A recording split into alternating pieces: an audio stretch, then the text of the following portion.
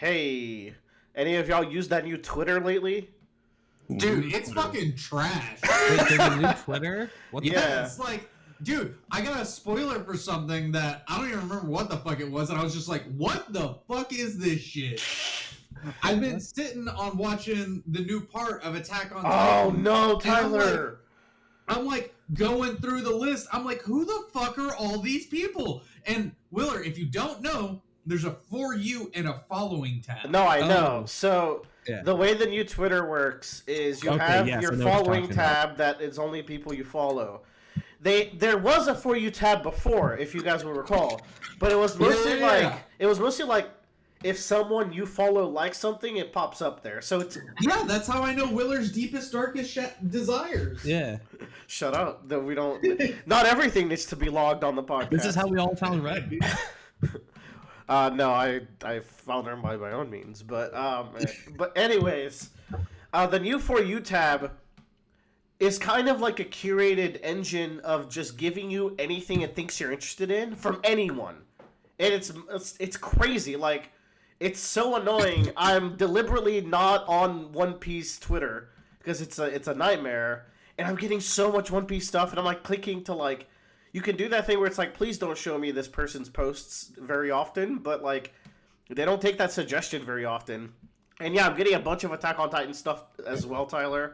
But I mean, like, I'm not getting spoiled because I read the manga, but I imagine you might have seen some shit. Hey, I don't even remember what I saw. I've already blocked it out of my memory at this point. you should 1000% watch that new part.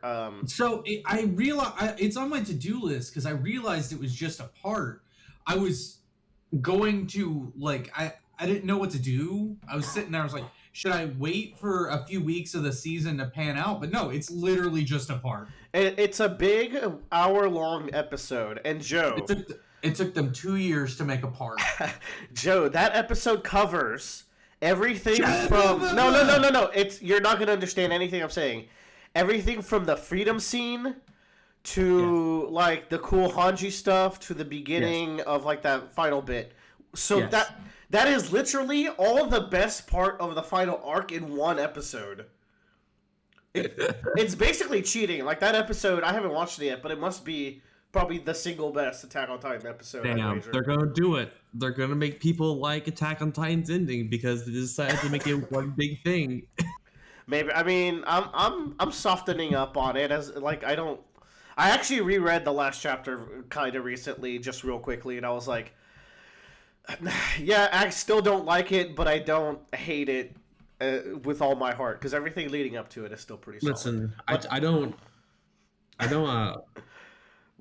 forgive incompetence when it comes to professionals. Joe hates Aaron, and I don't blame him. But anyways, we're done there. Okay, let's get into quote unquote quickies. Who wants to start? I can start. Bradley, please. Man, been replaying some games recently. Started out with Chrono Trigger. It's still good, y'all. Wow, big surprise. One of the greatest games of all time is still pretty damn good. God damn. And like, it's really fun because I can use different characters each time and the cutscenes are a little bit different. Not too different, but like, I don't know. The combo abilities make it fun to use a different party each time because I'm like, oh, I didn't even see that combo attack. Do you use like a party of 3 the whole round, like the whole way through? Yeah. Interesting. I'm sure a lot of people play like that. I am a avid party shuffler in every RPG I play. I have to use everyone. That's the thing. Like each time I play through, I'll use a different party of 3. But like once I have my party of 3, like I take it the whole way. That must be interesting if there's like no healer or anything. It's like, well, I guess I'm gonna buy a bunch of potions. That's the thing. You have to play very differently each time. But goddamn, the story in this game kind of still astounds me every time I play it. Nice. It's really cool because I think 2 things that I usually pick as like more shining examples of the Lovecraftian genre might be like, I don't know, Bloodborne. That's really cool. And I guess also this game, though this game presents it in a more sci-fi direction. Is Lavos like kind of Lovecraftian to you? He kind of is, man.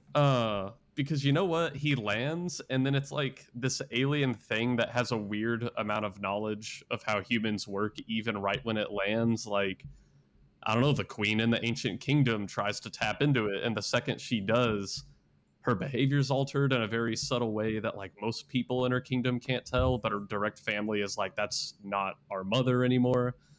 And like, I don't know, he does all this weird fucky shit to like direct how humans develop and make their technology, all to like make himself more powerful.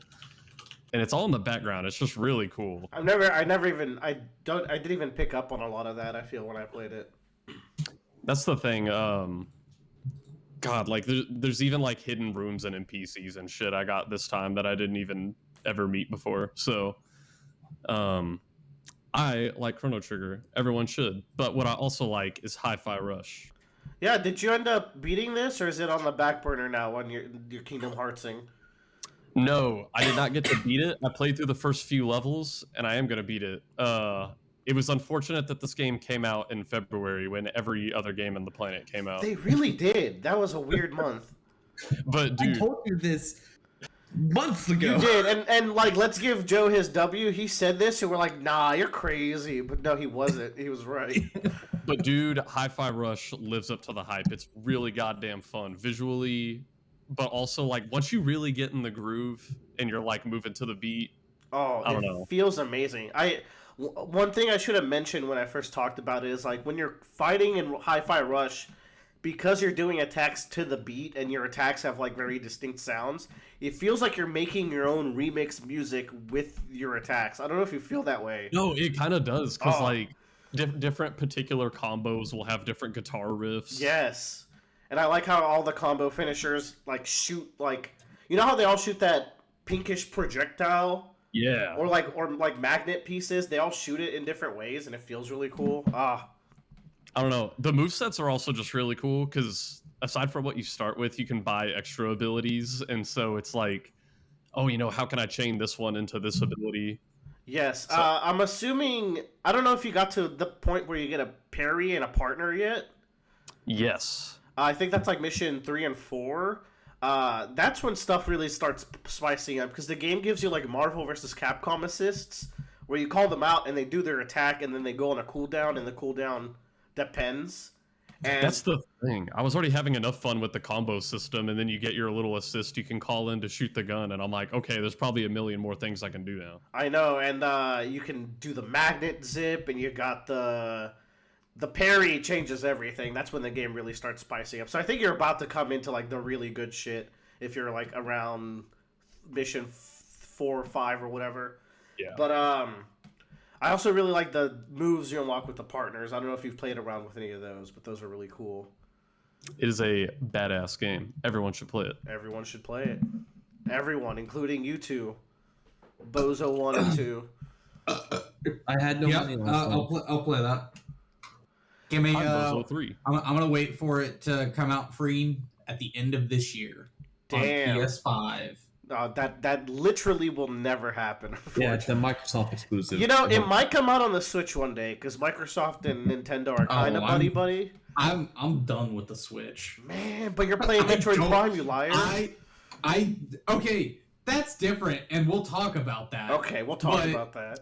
I don't want to play games on the Switch anymore. Dude, I've been feeling that way for the past, like, year. I don't like playing games on the Switch. Speaking of that, so up till now, the longest span of time there ever was between the release of 2 Nintendo consoles was 6 years. Mm-hmm. As of a couple weeks ago, the Switch has passed that threshold. Oh damn! So we are due. We are in the longest gap between consoles Nintendo has ever had. Nintendo's done. This is it. They are like, we're done. Bradley, we finished. Nintend's done. Dreamcast is done. Can you stop being a fan of things? No. I'm going to keep being a fan of those 2 things, no matter how old they get. You ruined everything. Okay. That's good on Bradley. I can go next. So I went to Brazil, and I wanted to tell y'all about my little Brazil adventure. Yay! How sick were you? How sick was I? I mean, like, literally sick, because I was pretty literally sick. Yeah. How long were you sick there for? Oh, sick in Brazil for like 2 days because Okay. they gave me an injection in my butt. Okay. That fixed everything. Until the last day of the trip where I was feeling not so great, and then I think the airport did me in, and then I'm still sick to this day. My voice sounds better than the last One Piece video, Yes. but but my throat and my coughing is still there, and I still get some headaches here and there. So, but I'm getting there. It's slow. This is a slow recovery, which is why I think like I got some weird COVID variant and a flu. So I don't know. I got. But hey, how about you let me talk about the positive parts of my adventure, Tyler? Okay. I want to get the bad stuff out of the way before we get to the great stuff. Oh, you're so thoughtful. So yeah, I went there. I hadn't been in a while. I hadn't been in like 2017. 3 years. I think 2019. I think it was 2018 or 19. Yeah. I wonder why. I wonder if some big event happened. Some event did happen, and my brother hadn't been since in like 5 years. He went like right before I went. He went solo, and then I went solo, and then COVID happened, and then he almost died from like a whatchamacallit, that thing in your body that is meant to kill you, the appendix, the ticking time bomb. The bomb. The bomb went off, and he struggled liver bomb. greatly. So The thing in your body now was meant to kill you. yeah, the god kill switch that he planted in all of us. And then yeah, so we lined up and we went, and we did have to miss, or I did have to miss like the one wedding where all of us were invited and know the groom and bride really well. Real quick, I hope y'all had fun. How was that? I was lit. Oh man. Oh yeah, it was a great time. I don't think Joe stopped dancing. I did not. Nice. I love weddings. Oh yeah, he was going ham. My One Piece Luffy dream is to have the wedding that ends all weddings. But that's at the end of my journey after I become Pirate King, says Joe. Correct. Cool. Well, I didn't make it, but I was having a lot of fun. Actually, the day of the wedding, I was in a car almost all day, but Damn. I digress. So we got there. We immediately spent 4 days in Rio de Janeiro, which is kind of like a beach city in Brazil, if anyone's not privy to it. We went during Carnival, so it was packed, but it was really fun. Every night there was like a cool event. We went to like block parties. We went to a concert. Have y'all heard of an artist named Anita? I think No. maybe. So maybe okay, because like apparently she's huge in Brazil, and they're like, you don't know Anita? She's big internationally. I'm like, yo, I think you're over conflating how big this lady is internationally. I don't think she's caught on over there yet. Though she did get nominated for a Grammy this year, which is pretty big for a Brazilian artist. Anyways, I had never heard her music, but I went to her concert. It was super fucking fun. Brazilian girls are very keen to make out with you in concerts, and Anita herself is a firecracker on the stage. She's my wife now. Fell in love. I do know this artist. You do? Shit. Yeah, I know Magusta. I know Magusta. Is that the name of the song? No. She has a song called Magusta, and she did it with Cardi B. Oh, that would explain. Interesting, man. But I don't want to hear this because now you're disproving my argument that we haven't heard of her here yet. But I guess. I'm sorry. She's from Rio, but I had to hear a lot of. I hear some abroad music occasionally, just because of the Spain thing. The Spain thing, sure. Yeah, I have a lot of music from my Spanish days And Spotify. on my Spotify. Yeah. So I get international music that comes up often on That's occasion. cool. I'm still digging up all the pictures, but I'll share them. And then I got back, spent some time. I've talked to y'all about like where my dad lives, right? It's the coolest area. I need to send you a video of. Do y'all know what a capybara is? Yeah. Yeah. So like we had this big barbecue where like in São Paulo we could gather up all the family and not have to go to everyone's houses if we just fund a really big barbecue at like this My dad lives in like this gated community because he's a lawyer, and he was like, "Hey, I'm going to literally get shot one day because Brazil crime is kind of crazy." So he did everything to move in there, and they have like it's beautiful, and they have like this really nice location to do barbecues, and we hosted it there. But in that location, there's like a pond and a little pond lake area, and there was like 20 capybaras just chilling. They were just walking there really close. Everyone was like, "Oh my god, look at the capybaras!" It was super cute. They look so goofy. Yeah, I love them. Dude, capybaras just vibe. They are they are South America's largest rodent. That is a fucking rodent, Holy and shit. they're the size of like a rat. dog. Yeah. They're crazy. They're also thick as fuck. But there was so many where I was like, ooh, these rich folk over here in this like location are going to start asking them to be hunted out, because I bet that is kind of like a danger of a capybara jumping on someone running like during the night or something. Capybaras are docile in nature. They are. That's not true. Wait. No, that is sort of true. One of them bit a dog that kind of lives in the location, but they're too nice to kick him out. And the dog got in a fight with the capybara. I don't know. It was a bad vibe. It sounds like it was the dog's fault. A little bit, yeah. But It's always the dog's fault. I Unless it's your dog. also traveled to the interior of Brazil, where a big chunk of my family lives. We went there for like 2 days, and that was a lot of driving. One of our cousins and her daughter, thankfully, drove us. And it was great. Going on trips with my older brother is great because he talks a ton, especially in Portuguese, and when I fumble my words, he can translate for me. So, yeah, it was really nice, and I can't wait to go back. That's like the big highlights of the trip. Now that also means that I flew a lot, so I read a lot of manga and watched a lot of movies, but we'll talk about the movies in a little bit. I caught up on My Hero. I always like talking about My Hero with y'all because I feel like your only exposure to this series is me. Nope. I am caught up on anime.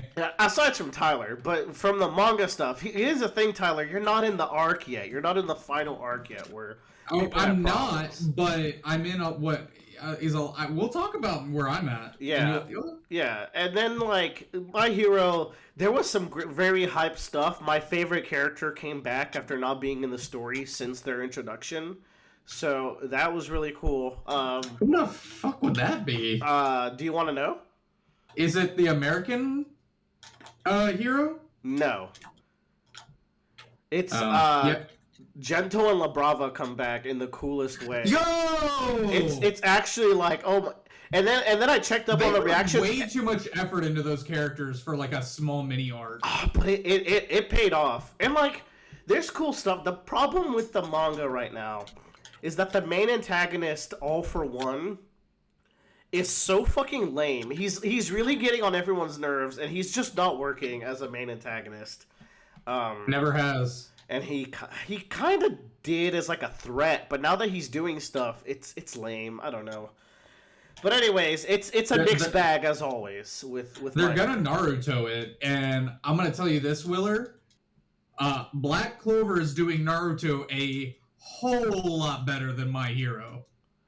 I believe it. Black Clover actually seems like it had, like, I don't know. Black Clover seems like it lives up to what it sets up a little better than My Hero, where it's like, hey, we're going to have all the classmates get a cool chapter against All for One, but it's not going to do much. It's just there for them to have their moment. It's dragged out. But anyway. That's literally the dream sequence in Naruto, and that part fucking sucks. Because you know who gets their entire own fucking art? Tamari. Fucking Tamari gets an art. That's the fangirl? Yeah. No, Tamari's the ninja equipment. That is the fangirl. No. Who's the weapon girl? 10-10. 10-10. I'm so sorry. 10-10.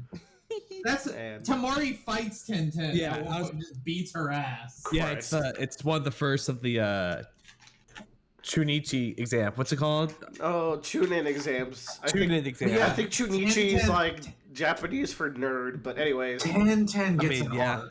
Yeah, she deserves it. She's a queen. Anyways, enough about these bad manga. Let's talk about Ichinose Family's Deadly Sins. I know Joe's read this. I have been. It's one of the 3 mangas I keep up with on Shonen Jump on a regular basis. This is a weird sounds manga. like porn. No. No, it does though. It does sound like porn. It does sound like I'll porn, give him but, that. man, It's not. It is.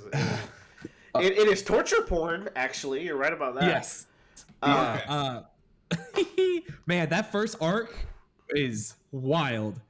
Yeah. And then it kind of stagnates, and we get to the sister a little bit, and it's like, yeah, it's fine. And then you get to the first big twist. Yeah. Where you start exploring the dad a little bit, and then the dad takes the... So, hold on. The premise of the story is the family got in an accident, and they woke up, and none of them remember each other. And they were hoping that, like, the main character would wake up and know, but no, none of them do. So they go back home. They open the door. The home is littered with trash. It's a mess. It's like a pigsty. And the main character goes into his room, and it's just like the word die is like written all over the walls. And he's like, oh shit, what is my problem? And we get to see the reaction of everyone open their rooms, but we don't get to see what their rooms are, and they're all equally fucked up. So this family was going through some problems before the accident. And now they don't have memories of that. They have to be a family while knowing that all of this happened. So it's really fucked up. Yeah. It's got an interesting premise. It's then contrasted by a very cutesy art style, Yeah, I would say. Not a very big fan of the art style, but yeah, sometimes the faces really hit. I'll say that. I like it's so weird because like you're reading stuff and this guy has like the happiest like face ever, but like he's saying like the most depressing thing I've ever read in a shonen manga, and I'm like, what am I doing? This has some of the most fucked up page turns. Oh my God. In a hot minute. The art style, I guess, contributes it because you see the happiest face smiling, and you turn the page, and the most detailed shrimp rice bowl is being tossed in his face. Yeah, it's like, whoa, okay, man. So there's not a lot like I feel like we can discuss here without like going into like spoilers. But it's at a point now where I'm kind of worried about the direction of where it's. I don't know how far you caught up if you've read the recent chapter. I'm probably 2 away. Okay, like it's at the point now where like things are progressing very fast to where I don't know where this author is taking us. I don't know if he wants to be a short story or like he's getting canceled soon or like if there is more down the road because we're only on chapter 16 and it feels like a lot of stuff is happening so far. Have they moved on from the dad and the mom? No, they have not. Okay. So it's not going like. I feel like once they do everyone an ending, like I think this could end at like chapter 30 or 40 and be satisfactory. And that's what I feel like is I take that back. We have a little bit moved on from dad and mom, but think they're still involved. Okay. I should say. Good. But it's weird because like that big twist happens. You're like, what the fuck? And now we're at the point where it's even like, what the fuck? Like it's just. Yeah, I have no idea what's going on in this manga. If I'm being honest. Yeah, it's definitely one of those things that like I'm in it for the ride. I don't know how highly I'll rate it after it's finished, but once again, I don't know where this author is going, and what his point is across. But I do like. Someone mentioned that all of the family members we talk have a surface level sin that we see, but then there's a subsurface one that is like another like of those 7 sins. Ooh, wait. But so like the mom was like had one that was very obvious, but then gluttony. There was and then she goes into wrath or jealousy. But there's like 6 family members, so they can't all like. I guess they're gonna share some. Right. I'm interested in the granddad. He hasn't said shit. Okay. Okay, cool. I should catch up. Reading. All right, yeah, cool. you should. But yeah, that's basically what I have to say. I'll keep up with it. It's a pretty solid read, but it sometimes the tone is a little off, and like it lacks nuance sometimes. Where it's like, oh, this is like the least nuanced take on bullying I've ever seen, but it still kind of works. Yeah, stuff like that. Everyone should read Akane Banashi and Dan. Yes. Everyone should. And then finally, I've been hopelessly addicted to the Final Fantasy Theatrarhythm game. That's the rhythm game that released while I was traveling in Brazil, and I came back, and it's like I play a little bit every day, and it's so addicting. Wait, this one's new? Yes, Yeah. it came Okay, out. because they've had a few of them. Yeah, they had 2 on the 3DS, right? And then like some arcades and shit. This is crazy. This might be the best rhythm game ever made, in my opinion. They're addicting as shit, and I only ever played like demos. Wait, if you like these, Bradley, I highly recommend picking this up because That's the thing. I would play. Super fun. I would download the demos, and then they would only come with like 2 or 3 songs, and I would just play those same 2 or 3 songs a million times in a row. Because I would look at like, oh, a pack of Final Fantasy songs, $9 for a pack of songs. No, thank you. But then I don't know. Maybe I should. Here's the thing: off the box, this game has 385 songs. Jesus. It's an insane. I'm like on a buffet, and I can't get enough. I still haven't done all the base songs yet. Do they have Ground Serpent Eating the World? Because if not, I'm not gonna play it. From what game is that? Bravely Default. I bet you that that is a DLC pack. Because the DLC pack includes Nier, Bravely Default, The World Ends With You, and The World Ends With You Neo. So I kind of went ahead and bought the Ultra Deluxe Edition to get everything. Whoopsies, I might have spent a little bit on this purchase. I do want to talk... go ahead, Joe. I was going to say that with the number you gave me, that amounts to about 24 cents per song for the price of the game. Hey, not bad. Now, the DLCs are not that price, but that's fine. I splurged anyways. The cool thing about this game is not only is it like it's got a crazy amount of selection, there's a mini RPG game that you're playing while you're playing the songs. So the way this works is you pick 4 Final Fantasy characters from all the series. They all have multiple spells that they can unlock, including unique ones, so they're not just like little guys. They actually have functional differences from one another. You select 4 of those spells for each of them, so you have 16 in total. And the way the spells trigger are really cool, where it's like some of them it's like, okay, on hard difficulty, after you've hit 50 triggers, I'll do this spell. Or I'll do this spell once I hit the 4th, half, and 3/4 mark of the song. Or I'll do this spell as soon as the boss spawns. Or I'll do this spell right at the start. Like, all these different little ways of triggering the spells. And it's, like, really addicting. They're like, the depth is not the craziest thing. But the game asks you to, like, engage with those RPG mechanics with the missions of the songs. You sold me on this. Damn you. It's so fun. If anything, if you ever see it on sale, like, shit, dude, pick this up. I think it's super fun. And Bradley, I was actually going to say, this is obviously the same company that made the Kingdom Hearts one, because the UI and the multiplayer is, like, almost the exact same. I was about to say Melody and Memories came out, and I was like, I don't know, I gotta play that one still. I think you would really like that as well. I think Melody and Memory is way easier to play, because Melody and Memory is on a 3D plane, and it spawns Heartless as the notes, and all those Heartless have an attack animation. So if you key into that, excuse me, if you key into that, it's really easy to get, like, perfect hits, because you know, like, when in their animation you should hit. So, like, that's, like, a fun, but it doesn't have that RPG mechanic, so I still think Theatrarhythm is better. Both are better than the Persona games, which I've played all 3 of the Persona dancing games, and they kind of got me into, like, licensed rhythm games. But I will say they've been surpassed by these Square Enix ones. Yeah, I'm having a blast. I'm going to go play, like, 30 minutes as soon as the podcast is done. That's just life. Okay, that's all I got. Tyler, please. Yes, Poppy. What am I talking about? You're talking about Solo Leveling 7. Oh, dude, Solo Leveling Part 7 came out, and we're heading into the final arc.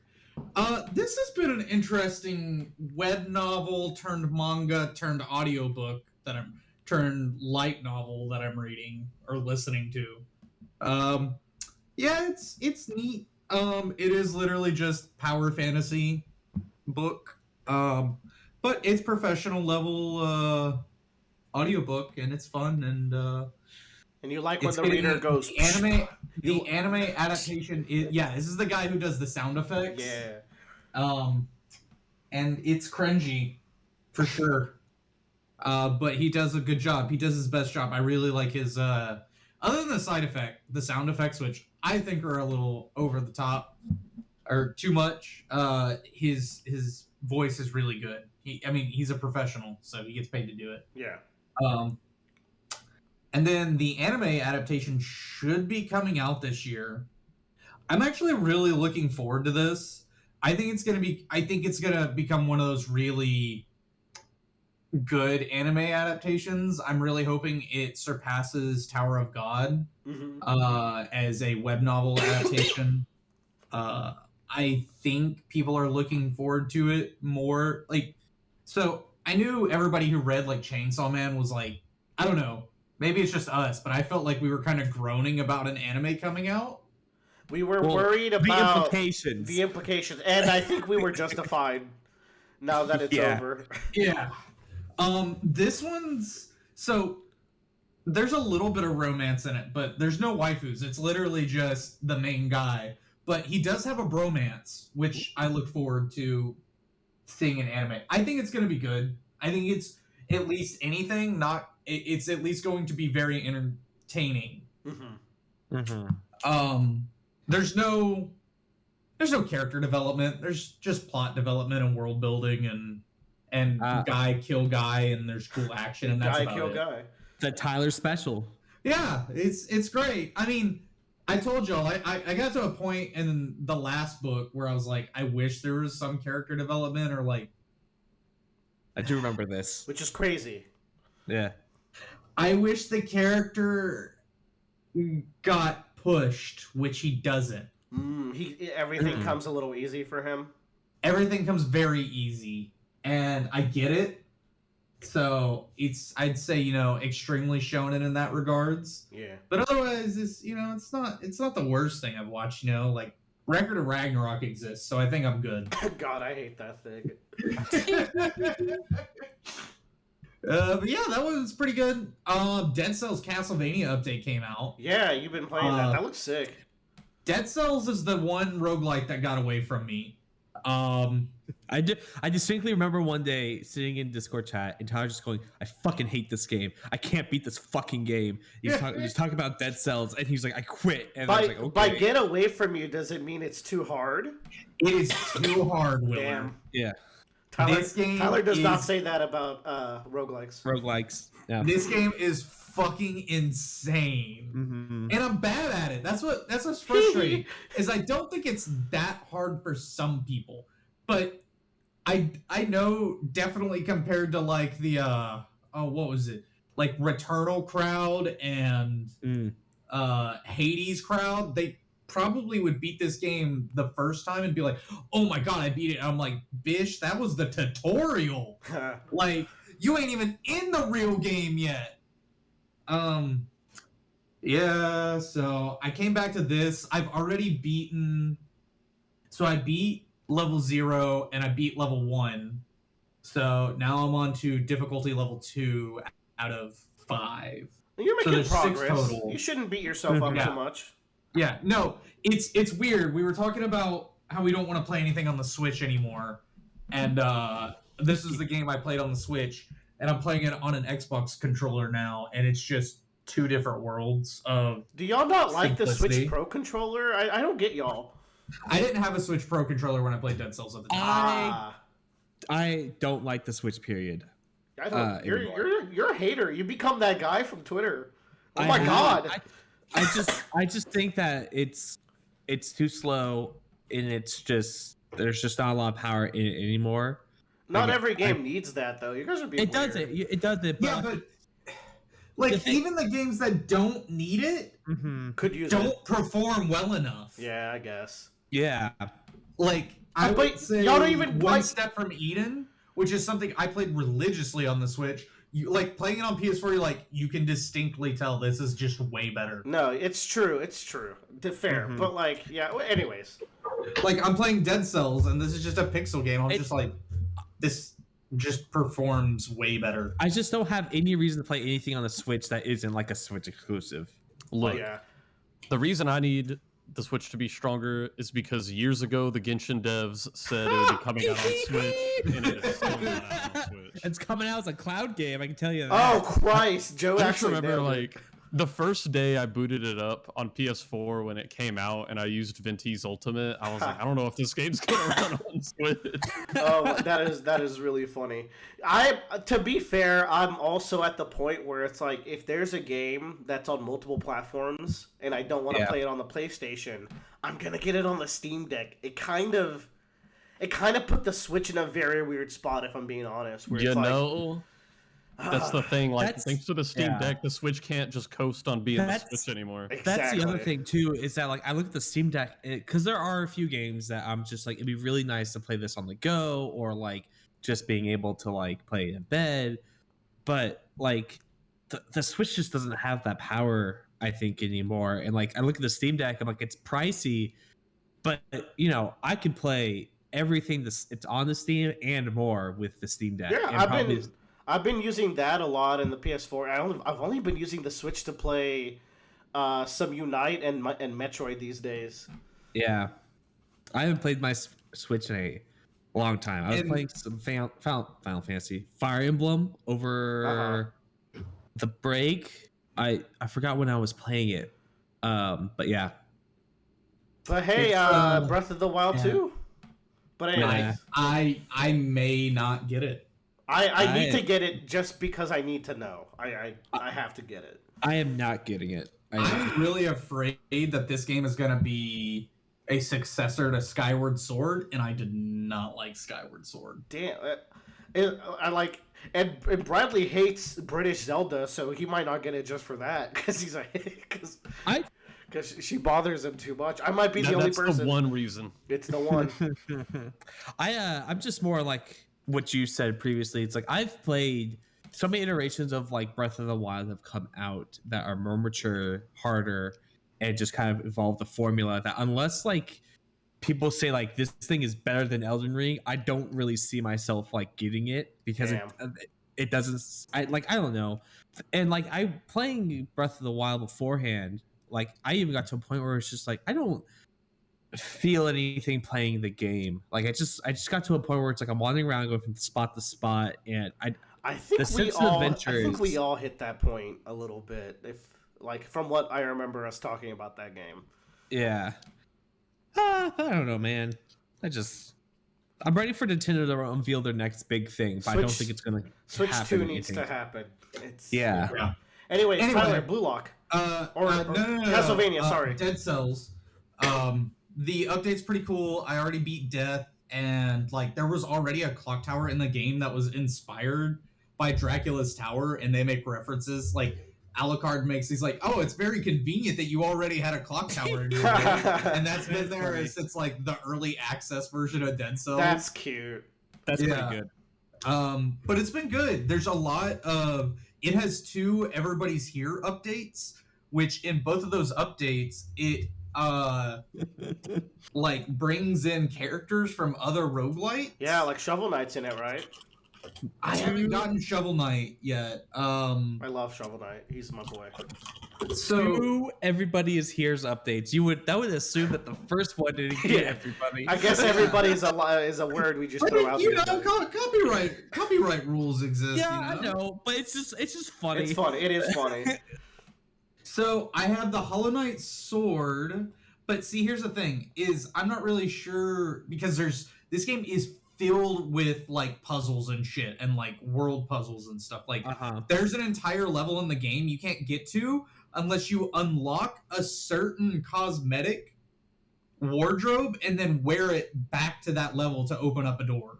Jeez. I have never played Dead Cells. I should pick it up if I see it on sale. I think I'd like it on the PlayStation probably. It's pretty cheap a lot of the times. Yeah. I think I should probably. It's on sale do it. Literally right now. Okay. I just bought this with all its DLC for like $30. I might pull the trigger. Yeah, it's $40 right now. But yeah, it even has the sword, the machete and revolver from Disco Elysium, which you just recently played. I did. Yeah, so that's like a weapon and skin I think you can get in the game. I don't remember this machete, but I'm sure it was there. One of the many alternate types of Henry Dubois. Yeah. Harry Dubois, I should say. Joe, it's good. It's got a good amount of content in it for what it has. And I know something that just came out in it is there's a Slay the Spire weapon in the game, which you use, like, it's a deck of cards and you play Slay the Spire against all the enemies. That is the most Tyler Core thing I've ever heard. It is so... I haven't unlocked it yet because I don't want to look up how to unlock it, but it's just wild. I'm like, oh my god. Yeah. Which leads me into my other small other thing. So I got 4 additional things instead of 5 on there. Okay. That I didn't tell you about. Slay the Spire. I just beat Ascension 4 Blackheart with the defect. So I set a goal for myself of beating the Blackheart with every single character, on my mobile version at least. And doing them all in Ascension 4. Is that the highest difficulty? No, it goes to like Ascension 20. I'm not that good. Still, that is a gamer-ass thing to do. Congrats on the accomplishment. Yeah, because, so, like, the Ascensions and Slay the Spire, so, like, the first one, it's like, oh, there's more elite enemies, and then it's, oh, yeah, the elite enemies are harder, and then the regular enemies are harder, and then 4 is the bosses are harder, and then after that, it kind of feels, like, what's the word when you, like, hurt yourself intentionally? Sadism? No, it feels a little... No, masochism. Yeah, it feels a little masochistic. So, like, the highest Ascension, which is 20, is you fight 2 bosses at the same time in each act. Cool. And 17, 18, and 19 are everybody gets new movesets, which I wish moved like down so you could get it earlier. I wish those were like earlier accessible. But yeah, for me personally, it feels a little sadistic after 4. I'm not that good at this game of min-maxing this deck. And that's the kind of thing where it's like you need to play these few min-max strategies and you have to do them this way. And it's like, that's less fun. Yeah, I've been playing this game for a little over a year now, and I literally just was able to, like, kind of unlock my first infinite, where I'm playing, like, 35 to 45 cards in one turn. Which I know that's probably not a lot to some people. That's a good goal for me. But yeah, like, I've got 1 character left down for my personal goal, and then I'm gonna keep playing this game because it's really... You think that really addictive. You think that sentence would end, and then I'm good to put the game down. And Tyler's like, no, I'm not. And then I'm gonna keep playing it because it is addictive. Because it's the best. But that'll be my, like, I beat the game. Yeah. Everything else is post game for you. Yeah. Fair. I'm gonna start with My Hero Academia anime. I think they're winding up the season. This has been a long as fuck season. Yeah, it seems like it. Dude, they had 2 arcs in one season they managed to fit in, which was really cool because season 5 made me not want to watch the show anymore. And the only reason I'm watching season 6 is because literally nothing else is on. Oh shit. That's not what you want to hear. Yeah, like there is, like, you can talk to Cirquette and she's got a isekai of the, like, each day of the week she's watching. Christ. I ain't about that right now. So they've got 1 more episode of this season. It ends this weekend. I'm like, okay, cool. Give me something new to watch. But holy shit, like, they had the prison thing, right? Yeah, the prison. No. I mean, the prison break happened, but there was the they fought the Evil Hero Association. Yeah, the bad guys association. There's some cool stuff in those 2 arcs. I think the Liberation Front, right? With the yeah, the first arc was really good because Deku didn't show up until like episode 8. You're totally. I remember talking about this with you not too long ago, where it's like, yo, I'm catching up to My Hero, and there's this arc with the villains that I really like. Yeah, that arc's good. Yeah, it is. And then Deku shows up, and I'm like, whoops. Shit. And then they put him in a coma, and I was like, fuck yeah! Yeah! Yeah, I got so excited! And then he comes out of the coma, and then it's all about him. Like, no, stop. Yeah, it do be like that. I agree. Damn. I will say it's at least a little bit more interesting because the entire time Deku's in this arc, it's literally just kind of world building around him. It's setting up for that finale, which you will have to watch because you got this far, so you have to watch that last season. Yeah. But now let's talk about this year's best anime so far. Motherfucking Blue Lock. Did I talk about Blue Lock? I think I did. I'm liking it as well. I'm way behind though, so. Blue Lock is hype as fuck. Yo, this shit's great. Wait, hold up. No, that's the manga. I'm loving this shit, man. It is Kuroko without all the. I mean, everybody has their like trait that they do well at. Yeah. But it feels more like a battle royale, and I love the characters. Isagi and Baru and oh man, what is this character's name? I'm struggling. It's the guy with the blonde hair. Wait, Blondo. Yeah, Blondo. Blonde man. Bachira. Yes, Bakura. Yeah. Just this anime is hype as fuck, and I'm actually at this episode where the score is tied, and I don't know which team is gonna win because there's 2 teams of 4, and both teams have a main character on them. One team has the main character on it, and the other team has a character that's been having a backstory for the last 3 episodes. That means they're out. They're gone. They're dead. No, if you're keeping track, that means they're out because it's like Isagi's going to eat their dream or whatever the fuck. No, he's a protagonist. What do you mean? Whatever. I'll get there when I get there. We'll see. Yeah, I don't know. He's like the second main supporting character, and he's not the bad guy. Wait, Bakura's getting his backstory? Yeah. Yes. Oh shit. Oh man, Bakura's out. That's a shame. You hate to see it. I like that character. He's cool. Willard, you gotta catch up, man. I genuinely don't know. All right. I'll catch up. Tyler needs people to watch anime with him, not because he wants to talk about them, because he literally doesn't know what's happening sometimes. It needs something. It is. It's like, Willard, catch up. You're gonna love it. It's great. Who's Stussy? On a side note, I watched the first 3 episodes of Ranking of Kings before my trip. Tyler, I love those episodes. I can't wait to watch more. I told you that was the best anime that came out last year. No, I always knew. I don't watch anime very often, but I was like, oh my god, Queen Hilling, that's my girl. Joe, did you watch Ranking of Kings? Nah. You should watch Ranking of Kings. I should.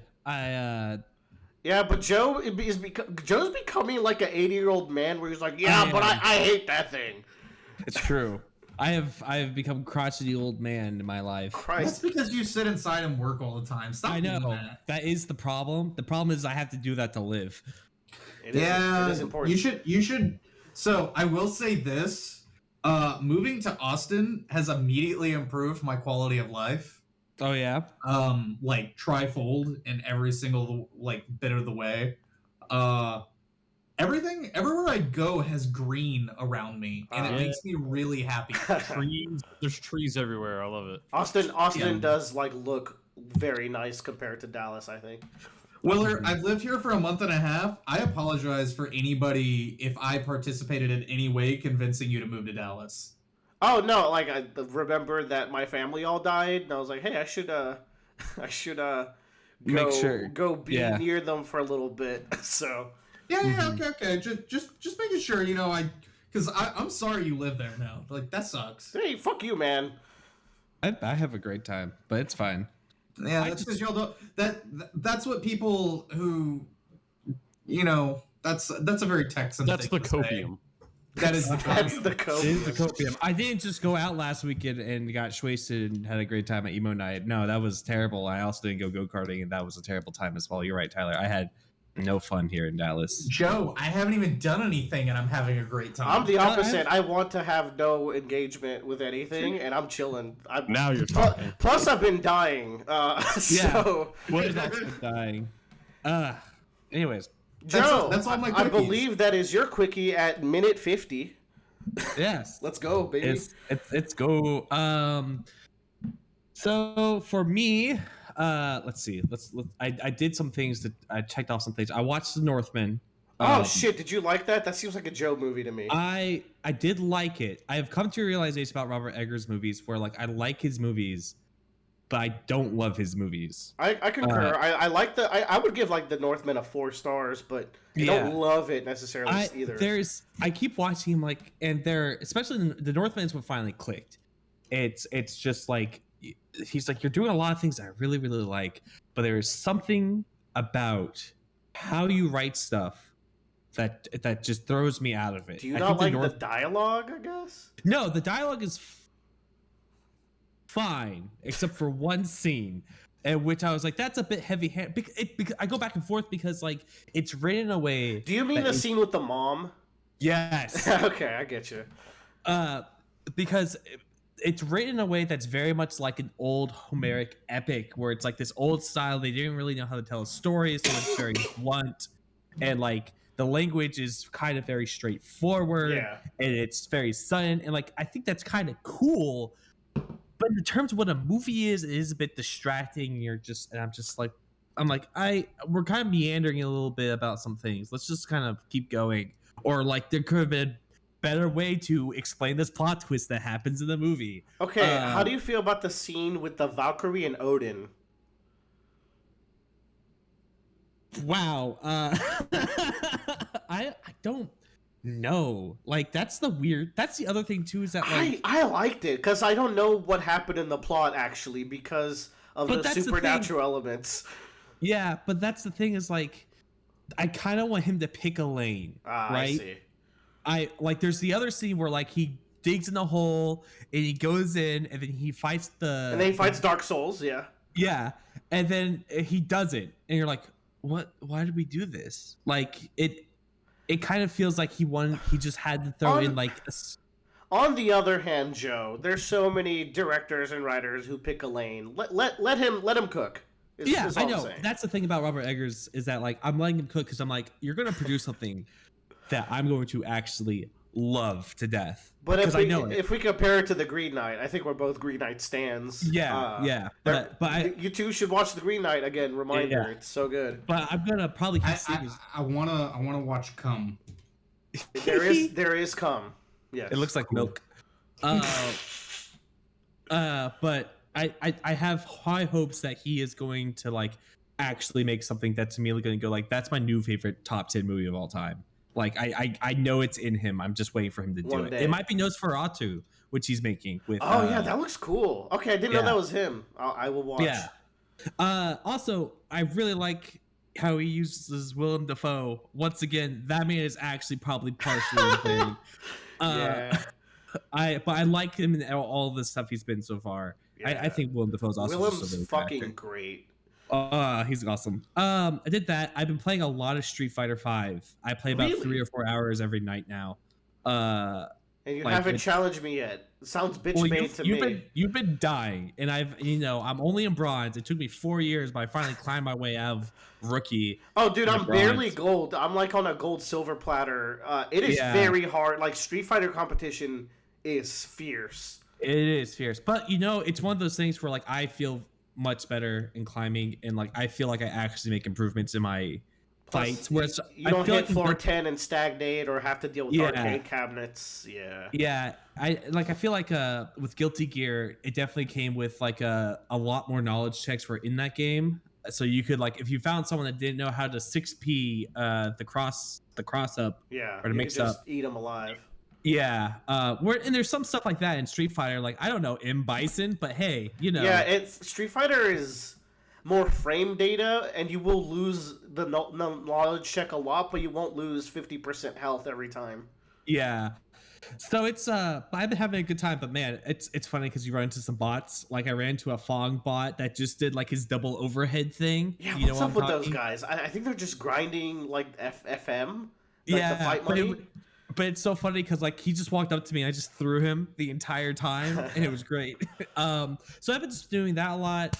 God, I've been watching all the James Bond movies again because they showed up on HBO Max. I think the more I watch Casino Royale, the more that's become my favorite Bond movie. It always seemed like the coolest to me as like someone who has only really seen Skyfall and didn't really love it.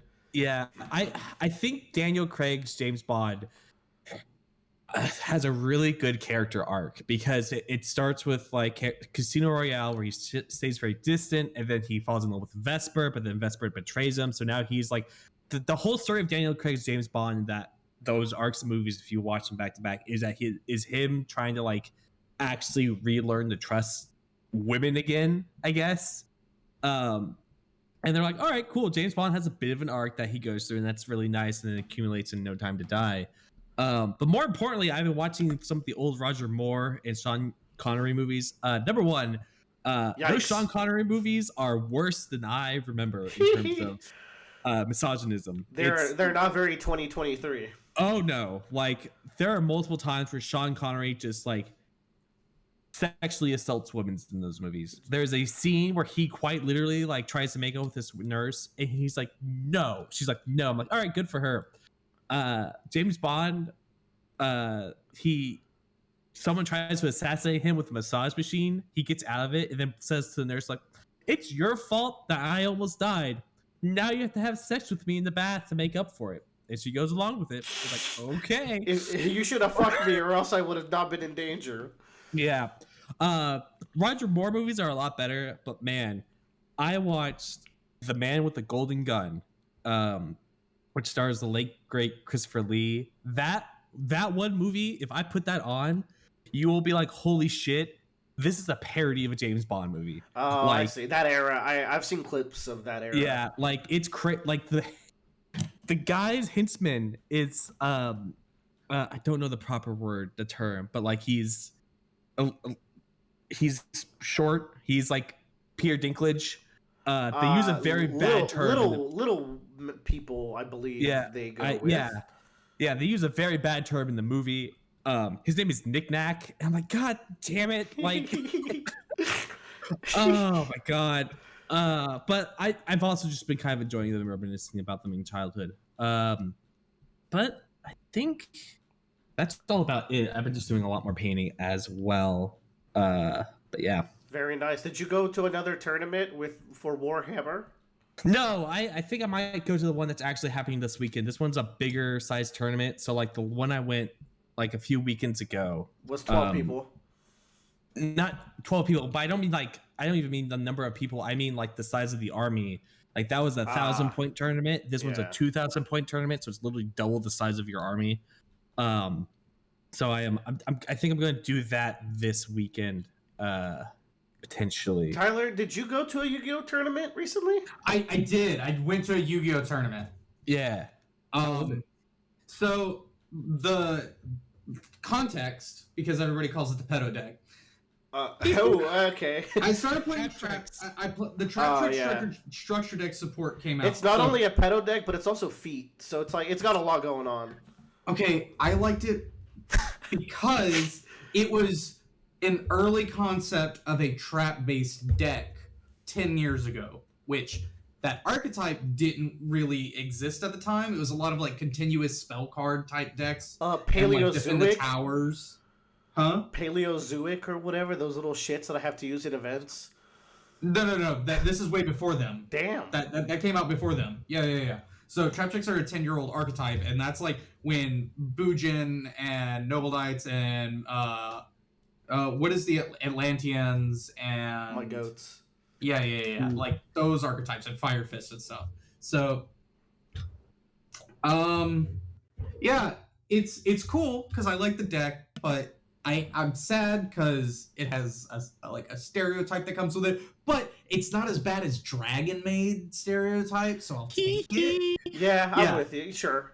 Wait, hold on. Let's not power scale this. This is bad. Yeah. No.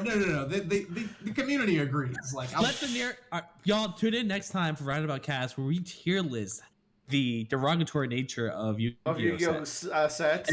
But Math is the most wholesome. Yeah.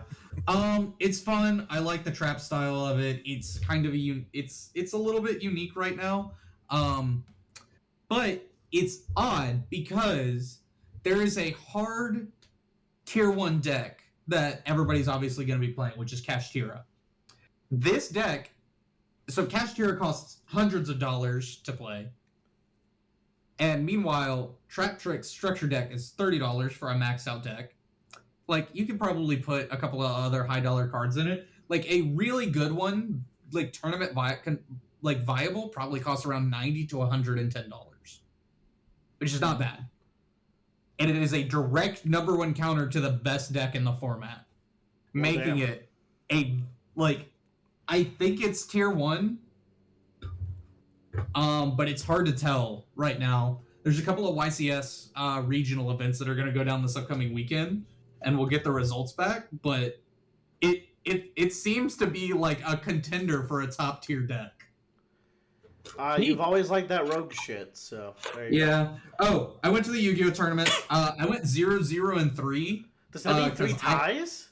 I had 3 draws. What? So you play for time in each round.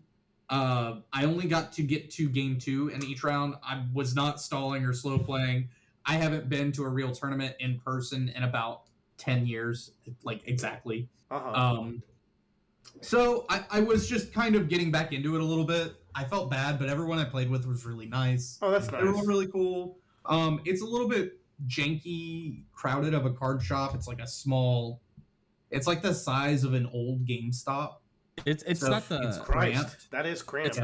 It's not the one that we went to, the Weeb store. No, the one next to no. Okay. Austin is not big for Yu-Gi-Oh! Neither was Dallas. The only real city for Yu-Gi-Oh! Was actually Houston. There is actually a college town about an hour it's like a 50-minute drive north of me. It's and I've debated on driving up because I bet it has a much better scene. An hour for a tournament. I mean, like, a tournament's already going to be like that. That's my day, so you might as well. Yeah. Like, that's not bad. Yeah, and if they start at 1, then it's not like my full day, you know. Yeah. But I imagine it's going to be a little bit more of a crowd because I only had 8 people in the round robin, and I got So I think it's funny. One thing, this is not like. I say this almost in jest. The one thing about Warhammer when it comes down to tournament stuff is that you have a good diversity of armies that you play against, simply because you get so invested in the one army you're playing that changing the army you play is actually financial destruction. I would never financially recover from this. Yeah, so it's like you end up like playing a guy who's playing like the worst army in the game. And he's just like, this is why I collected since I was like 15, 16 years old. I'm like, cool, dude. And then like crush him. I love that shit. Yeah. But yeah. Okay. I'm going to end the quickies here. Let's pick up. No, please. We need to move on. Longer. Faster. Third of the podcast. But you know what? We're catching up. It's been a while. That was fun. Thanks for joining us. Anyways, no. Tyler, we could just end it here and then record the rest of this podcast. I have to log you. Wait, that's brilliant. We could make 2 podcasts in one section. Oh my god! And then we can just release them a week apart, and then there's not a weird 3 to 4 week gap between them. Yeah, you're so smart for this, Joe. This is why I was a producer back in the day. Yeah.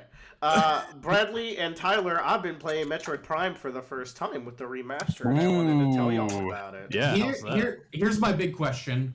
What controller scheme are you playing it I'm on? sorry to say, Tyler, I'm using the modern one. I'm using claw grip. I'm using tilt controls, Tyler. No, I'm using the modern one. I know you're supposed to stand there like an idiot and dash around, but I'm not gonna. I mean, okay. Are you using the classic? I'm using. I think I am using modern because I just wanted to try it. I have to say, I can't tell if I'm a fan of it or not yet. I haven't turned on classic controls, but the thing is, and I can see I feel a longing for it. The game has that lock on, right? So it was designed to work with the classic, and I'm sure the difficulty and the enemy encounters just function a little differently with the other control scheme. Now, I remember, like, Bradley, you really liked this game as well, because I remember when we did our Nintendo tier list, like, 3 years ago, which we should update, like, sometime in the future. You guys fought for Metroid Prime in like the top 5 games they've ever put out, right? As I recall. Yep. Hell yeah. Yep. You stand by that? Yep. I do. But I'm waiting to do my replay until I actually know when Metroid Prime 4 is coming out. Ooh, so it's Bradley's going on a semi-strike where it's like, I'll buy this, but I need a date, okay? Yeah. Fair. I've been playing it too. It's really just as good as I remember. You can tell. So I was watching a little bit. I think Donkey was talking about it a little bit. Where obviously we had Metroid Dread come out last year as well. Yeah, love that. That instilled the confidence that I should play this game.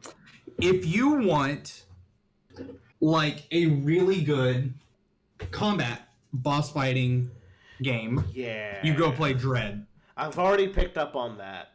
If you want a really good environmental game with really cool ambiance and music and just some cool like 3D puzzles, then you'll play Metroid Prime. And I'm happy to report that I completely agree. I think the environments and the music and the diegetic menu, even though it's a little clunky sometimes, it's like the game feels unique, like very unique. Very cool. I mean, I'm very much into like the immersion of it, even though I mentioned before the podcast, I played in very small bursts where it's like I'll get to one save room and call it. I'm probably like, there will be a weekend where I will have a free Saturday where I have nothing else to do and I'm gonna bang out that game, I'm pretty sure. Yeah, it's just as good as I remember, to be honest. So it's funny. I'm playing it on the Switch.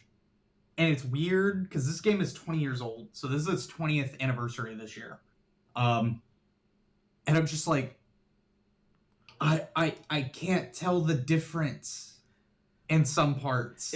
To me, I would rephrase that to where like it feels a little bit like a Switch game because the remaster looks so good and the Switch games are so like nothing to write home about graphically, where it's like it feels right at home to me.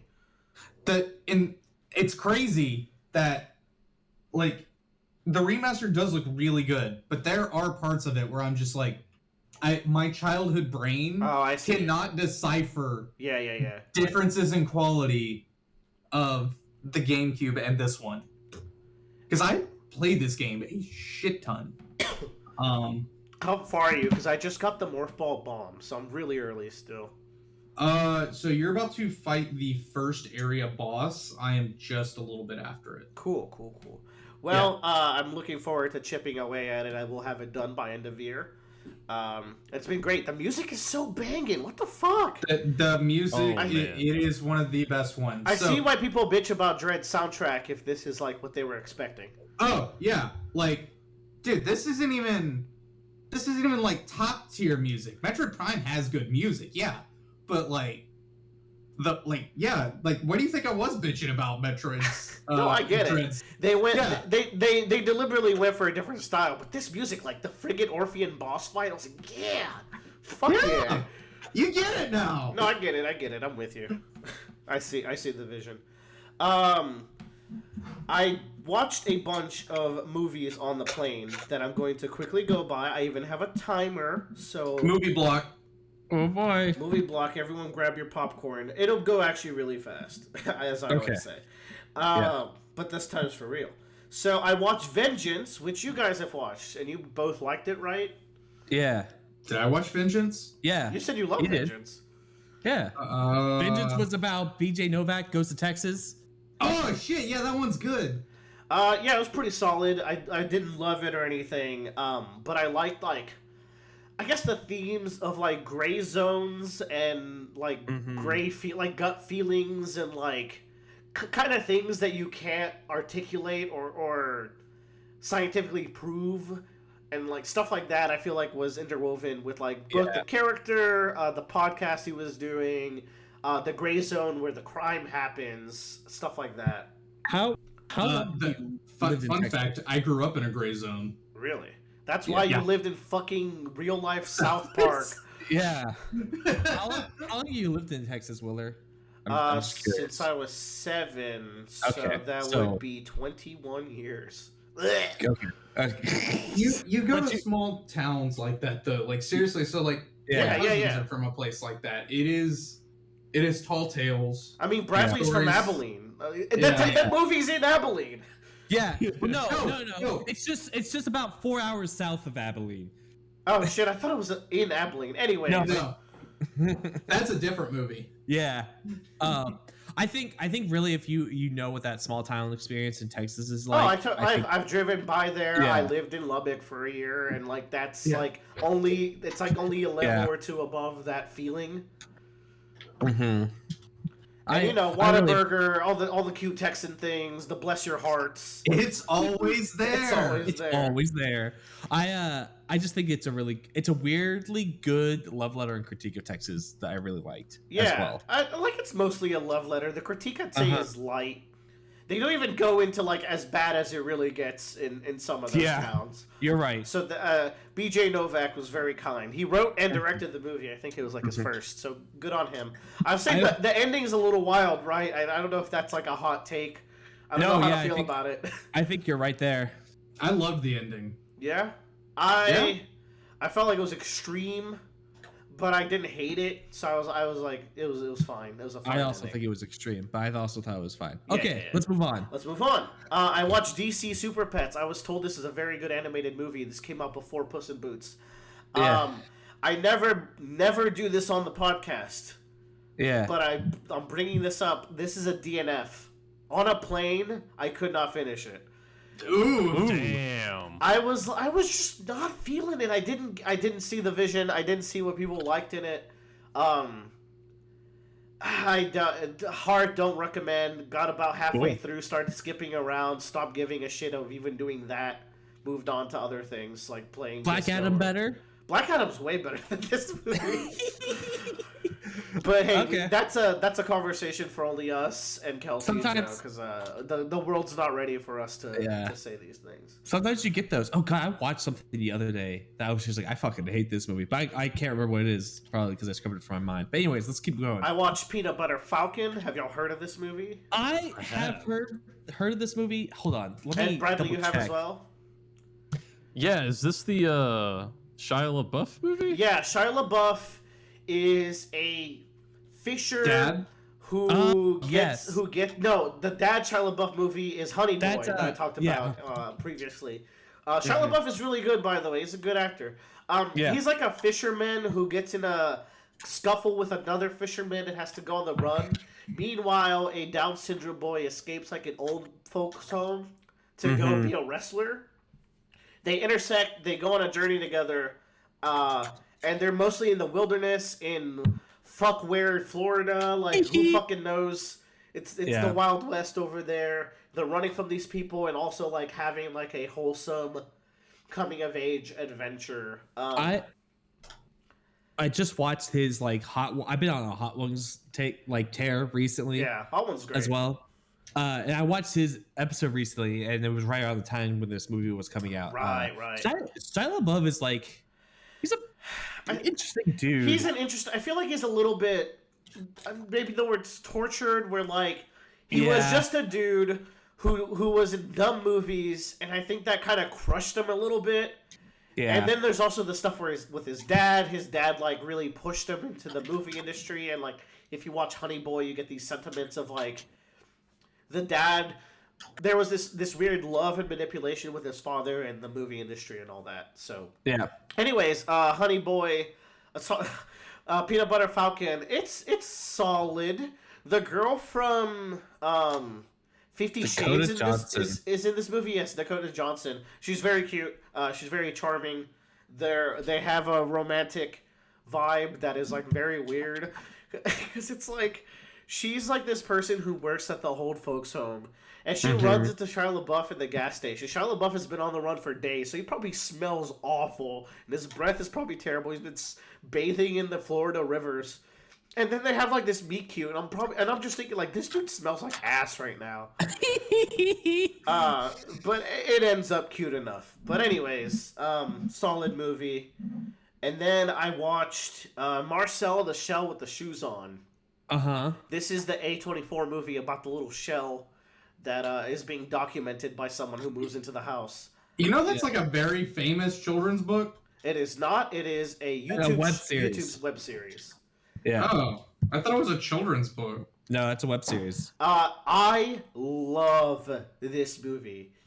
Cool. I will hardcore recommend it to Bradley. I think you would fucking love this movie because Marcell Let's go. is such a sweet little guy.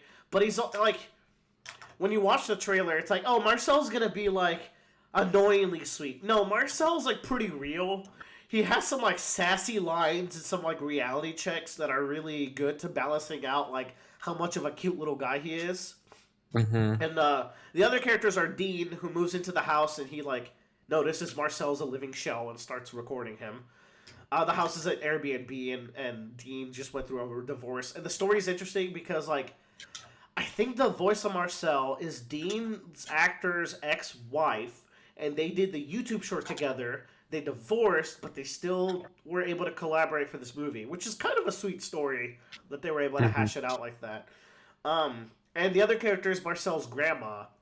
And the whole story is one day someone in the Airbnb was fighting, and they took all of Marcell's family because they would hide in the drawer. They just took the whole drawer while people were fighting. And so it's just Marcell and his grandma left.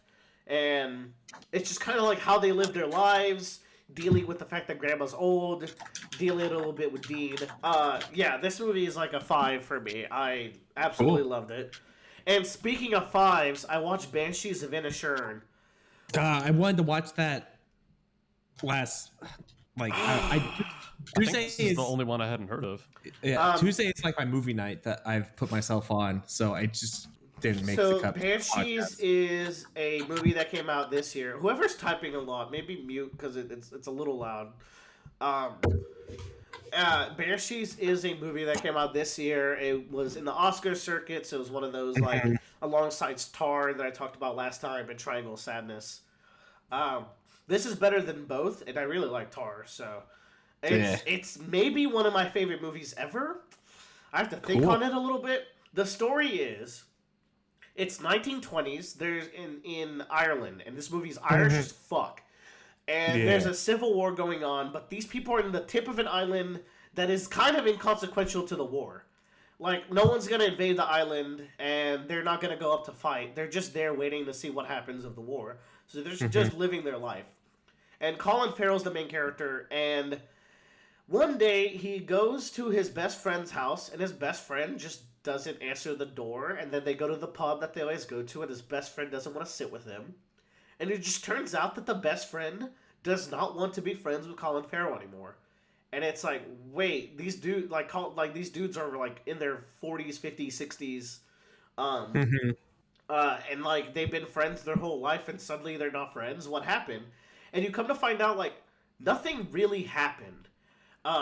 The reasons why he doesn't want to be friends anymore, I won't get into because I think that's like uncovering that as the main point of the movie.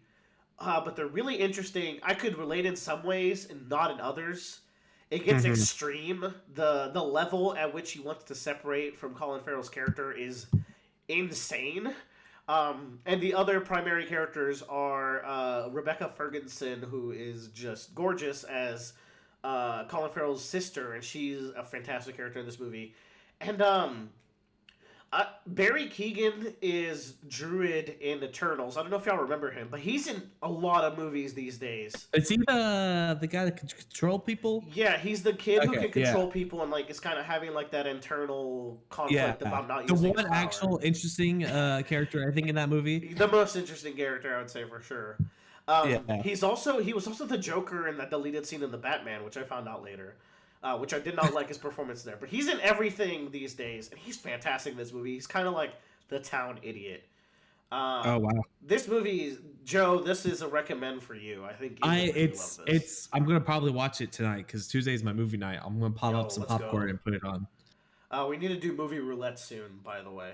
I'm thinking we're gonna do that not this weekend, but the weekend after. It's the one thing I'll come out of the house for is movie roulette. Oh, I know. That's the movie block. Bradley, you played the game that shall not be named.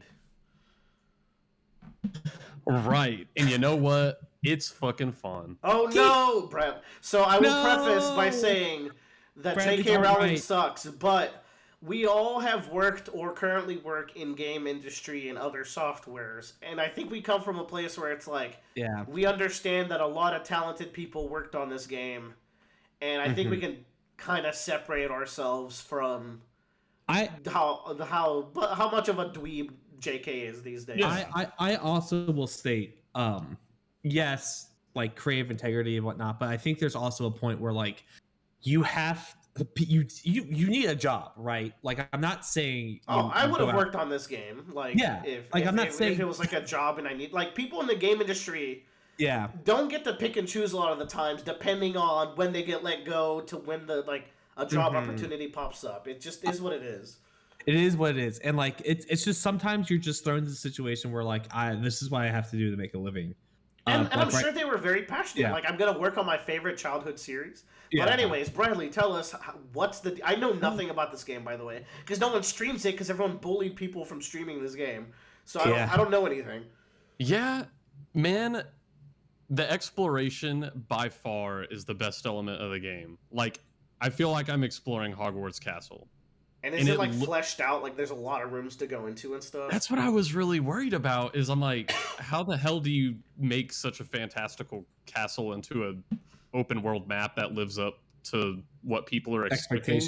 And it really does, dude. Like when you open up your world map for Hogwarts, it's like a 3-dimensional world map. So you can like zoom in on this section of the castle and then you can be like, oh, I want to go to the top of this tower or the bottom of this tower. You didn't do the Marauders map? That's kind of sad, but I get it. Like that, man, it would make sense for it to be the Marauders map, but honestly, I can't envision the map working any other way. They probably were like, we can't do it this way because you need to see the 3D like topography of where you are.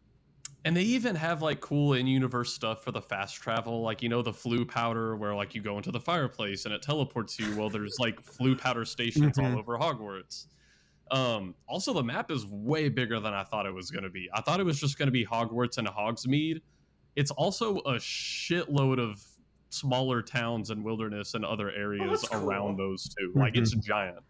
But no, like, one thing I think this game really gets right among open world games is I like open world games to have a good density of interesting things to do.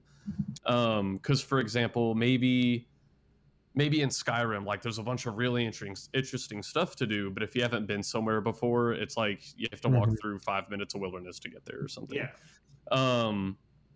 Meanwhile, there's other games with maybe a better density are like Elden Ring, where it's like, okay, you're going to have to walk to where you're going, but you're guaranteed to run into a few groups of interesting enemy encounters, maybe find some items on your way there. And then there's games that I feel like within the large open world, like the density is just incredible with fun stuff to find. And I think this is in that super high density where like any given hall or chamber or area of the castle I'm in, I feel like there's like, characters to talk to get new quests, or there's like some flying piece of paper up there I can use magic to get that I need to read, or I need to hunt down these moths, or I need to solve this puzzle that has these numbers on this statue. Like there's stuff everywhere. So I don't know.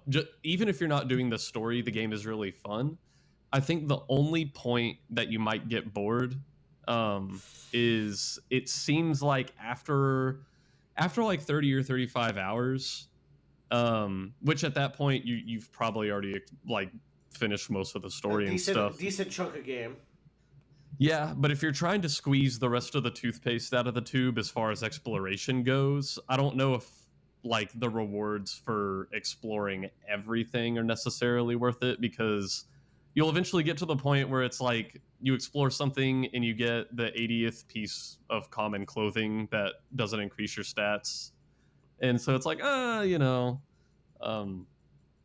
don't know. You kind of get diminishing rewards for exploring. Like it's not that Elden Ring thing where it's like this is a brand new weapon. You start running into samey stuff. How's the combat? Because I've seen everything from this is boring to this is cool. It's hard to tell what people actually think about this game on the internet. So I don't know. So I'm playing on the hardest difficulty. I found the combat satisfyingly difficult. Like you can join a duelist club at the school, and some of the later battles in it, I genuinely had to try like 24 times. I was like, Jesus Christ. So that was really fun. I feel like they did a great job on the combat for what it is. Like with the system they chose, they made it as fun and engaging as they could. I still think the combat probably should have just been something different. Like I want to summon giant fire tornadoes and make rock golems, and like I want to do magic stuff. And instead, what do you get? So it's like spells are kind of split into 3 categories. Like there's just the raw damage spells. There's kind of like the control spells, which are like you can levitate your opponent to hit them with a damage spell, stuff like that. So I think the real expression in the combat though comes with stringing together combos, because it's like, oh, I can do Accio to bring my opponent to me, and then I can hit them with like 3 basic blasts and then the fire blast. But if you don't just mash the button and you space out those basic hits just enough, Accio can come off cooldown, so you can get like string in 3 more basic hits. But fire has a way longer cooldown, so you're not going to be able to do that. You can have another one of your damage spells in your loadout to follow up on the second time. So it's kind of like, I guess the fun part is looking at what spells you do have and like their cooldowns and how they work to figure out how you can string together. That's the kind of thing where it's like, I think if someone played on easy on normal, they would just spam buttons and win. But because you had to kind of try a little bit, you found that level of strategy in the combat there because of that. So that's interesting. And it's cool. Like you can have 4 different loadouts of your spells to swap between. You could have your evil loadout with all the unforgivable curses. Which I think one of the first mods people made was you can target other students in the school with your spells. Holy shit. Oh, shit. I've seen people get up to some nastiness. School shooter mod, Jesus. Oh my god. I sent Bradley a TikTok video of them replacing the Hogwarts pictures with God, what's his name? The dancing dude with the bandana. Yeah. Oh man, I forgot his name. He's some like Latino model bodybuilder. Yeah, he's like if I showed you the meme, y'all would know exactly. You would immediately know. Yeah, I just can't. Not Guillermo, not Danielle. I know who you're talking about. Yeah, oh, yeah, you know, real ones know. I know. Yeah, that guy. It was funny mod. Also, the herbology professor has people frothing at the mouth. She is very good looking. Oh, well, that's nice. So that automatically bumps the game up like a star. That automatically bumps. Of course. And you finished the story? So I haven't finished the story. Emmy finished the story, and you know what? Everything that I've seen in the story has been pretty cool so far.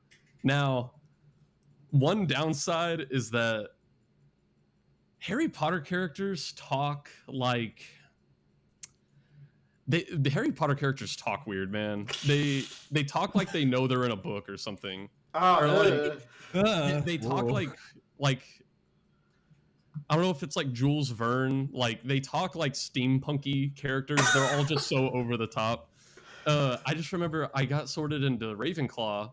Cute. And I was like, okay, before I continue with the story, let's go walk around, meet all my classmates and stuff, the people I'm going to be bunking with.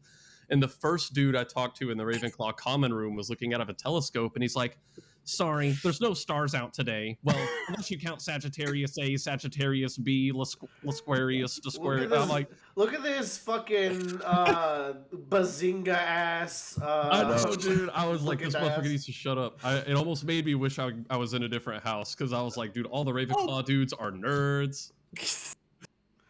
Did you? Slytherin seems badass though. Did you play with Emmy, or did y'all have like different files?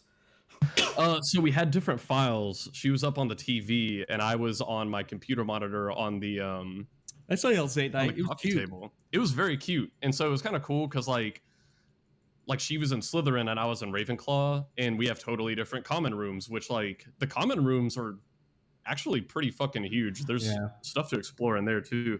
But I was pissed off because Ravenclaw common room has 4 bunk beds in each room. And the Slytherin common room is 3 beds total in each room, and they're all evenly spaced out. And I was like, that's fucking bullshit. Cute. Is the sorting quiz good for the hat? Or is it like basic bitch shit? It's mostly basic bitch shit, like you can guess what you're gonna get. But what's really cool is there's always been that website where you can like go on Pottermore. Yeah, you can like take your quiz to figure out what house you are, what kind of wand you would have and stuff. You can link your account from that website to the game. Cool. And so when I booted up the game and I went to the wand store, he's like, I have just the wand for you. And he pulled out my wand from the quiz. Or like, I get to the sorting hat. That's good. I'd already been sorted to Ravenclaw. So he's like, you're fucking Ravenclaw. That's a great feature. That was really cool. Someone like that just shows you that someone actively went like, we should put this in here because it would mean a lot to a lot of people. Exactly. This is with Forspoken in like I'll buy it on sale Magic Duel pack where they both end up on this thing.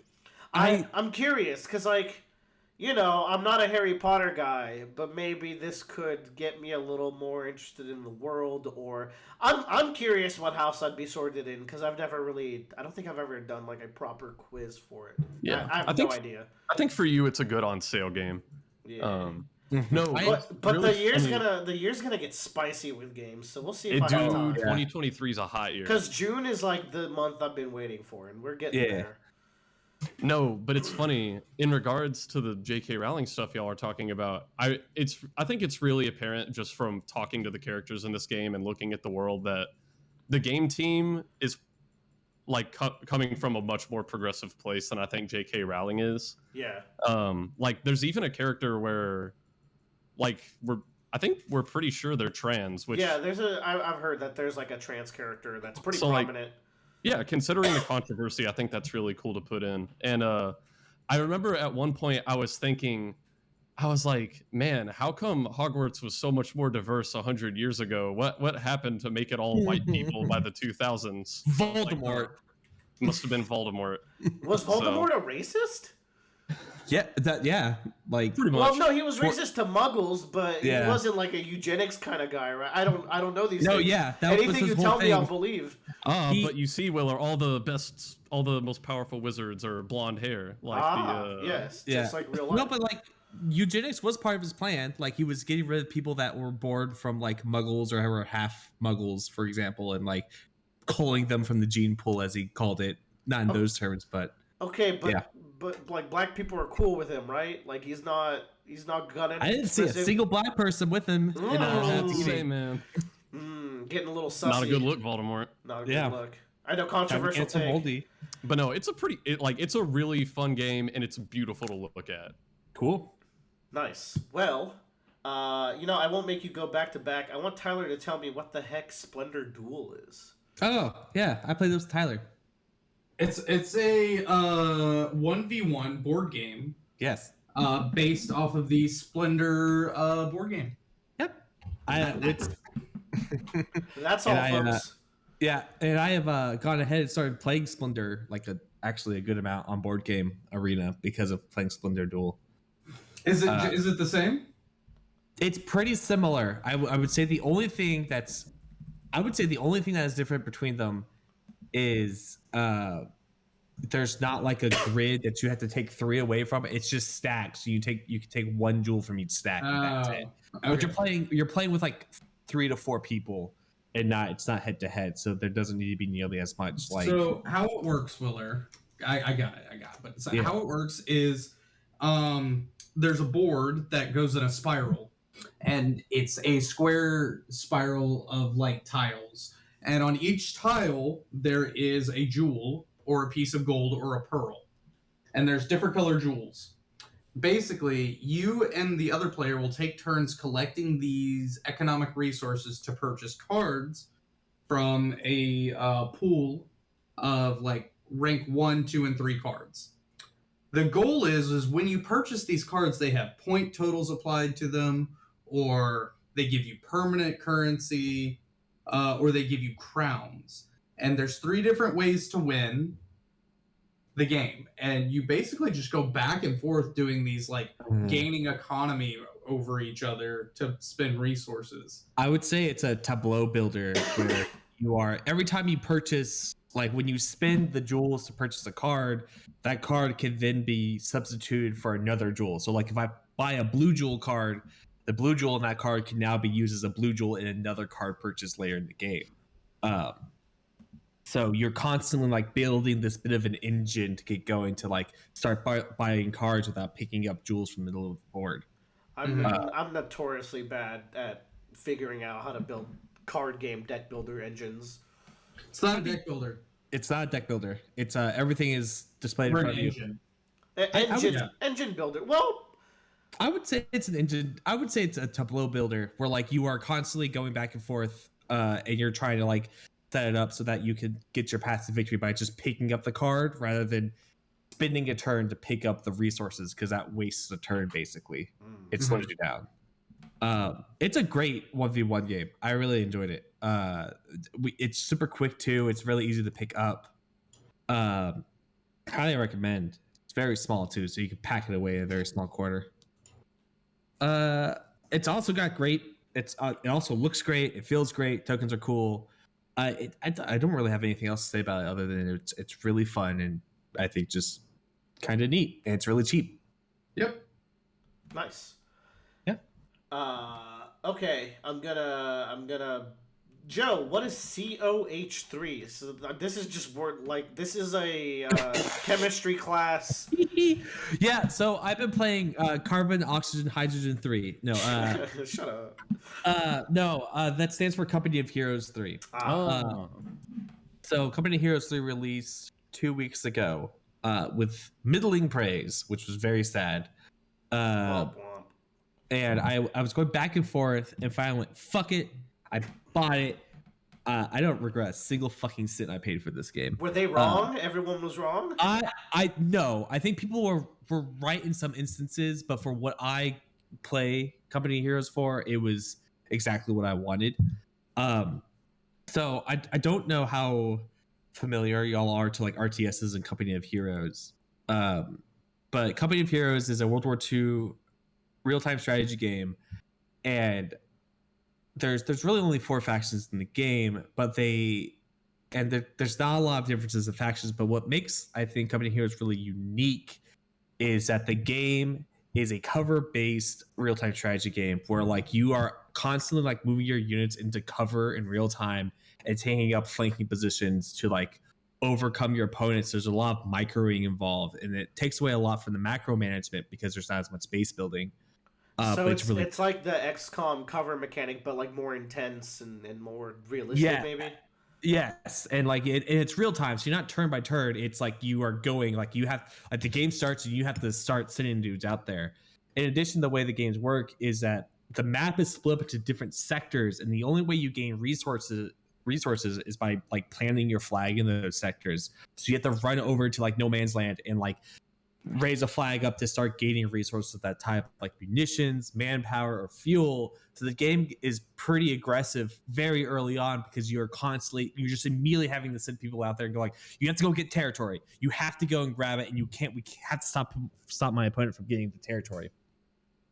The game also doesn't function around destroying your opponent's base. Instead, there are 3 key victory locations on the map that you have to hold the majority of in order to like take down your opponent's like tickets, as they call it. It's very similar to Domination and Call of Duty, except I would say like a bit better, just because you have a little bit more. There's not as much as like running around in a circle, I would say.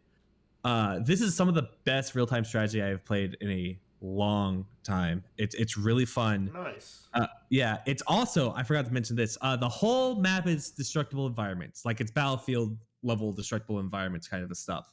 So like you can like bunk your infantry units up into the into buildings, and then if that building gets destroyed, your entire infantry unit is gone, and then like that building is gone from the map. So now tanks can drive through that location where that building was, And then on the flip side, when a tank gets destroyed, the remains of the tank stay on the map and that becomes a new set of cover that your infantry could use to like move around the map and hide from other infantry units.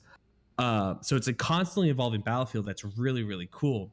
And of course, your engineers can also build sandbags, tank traps, barbed wire to really change how the battlefield looks.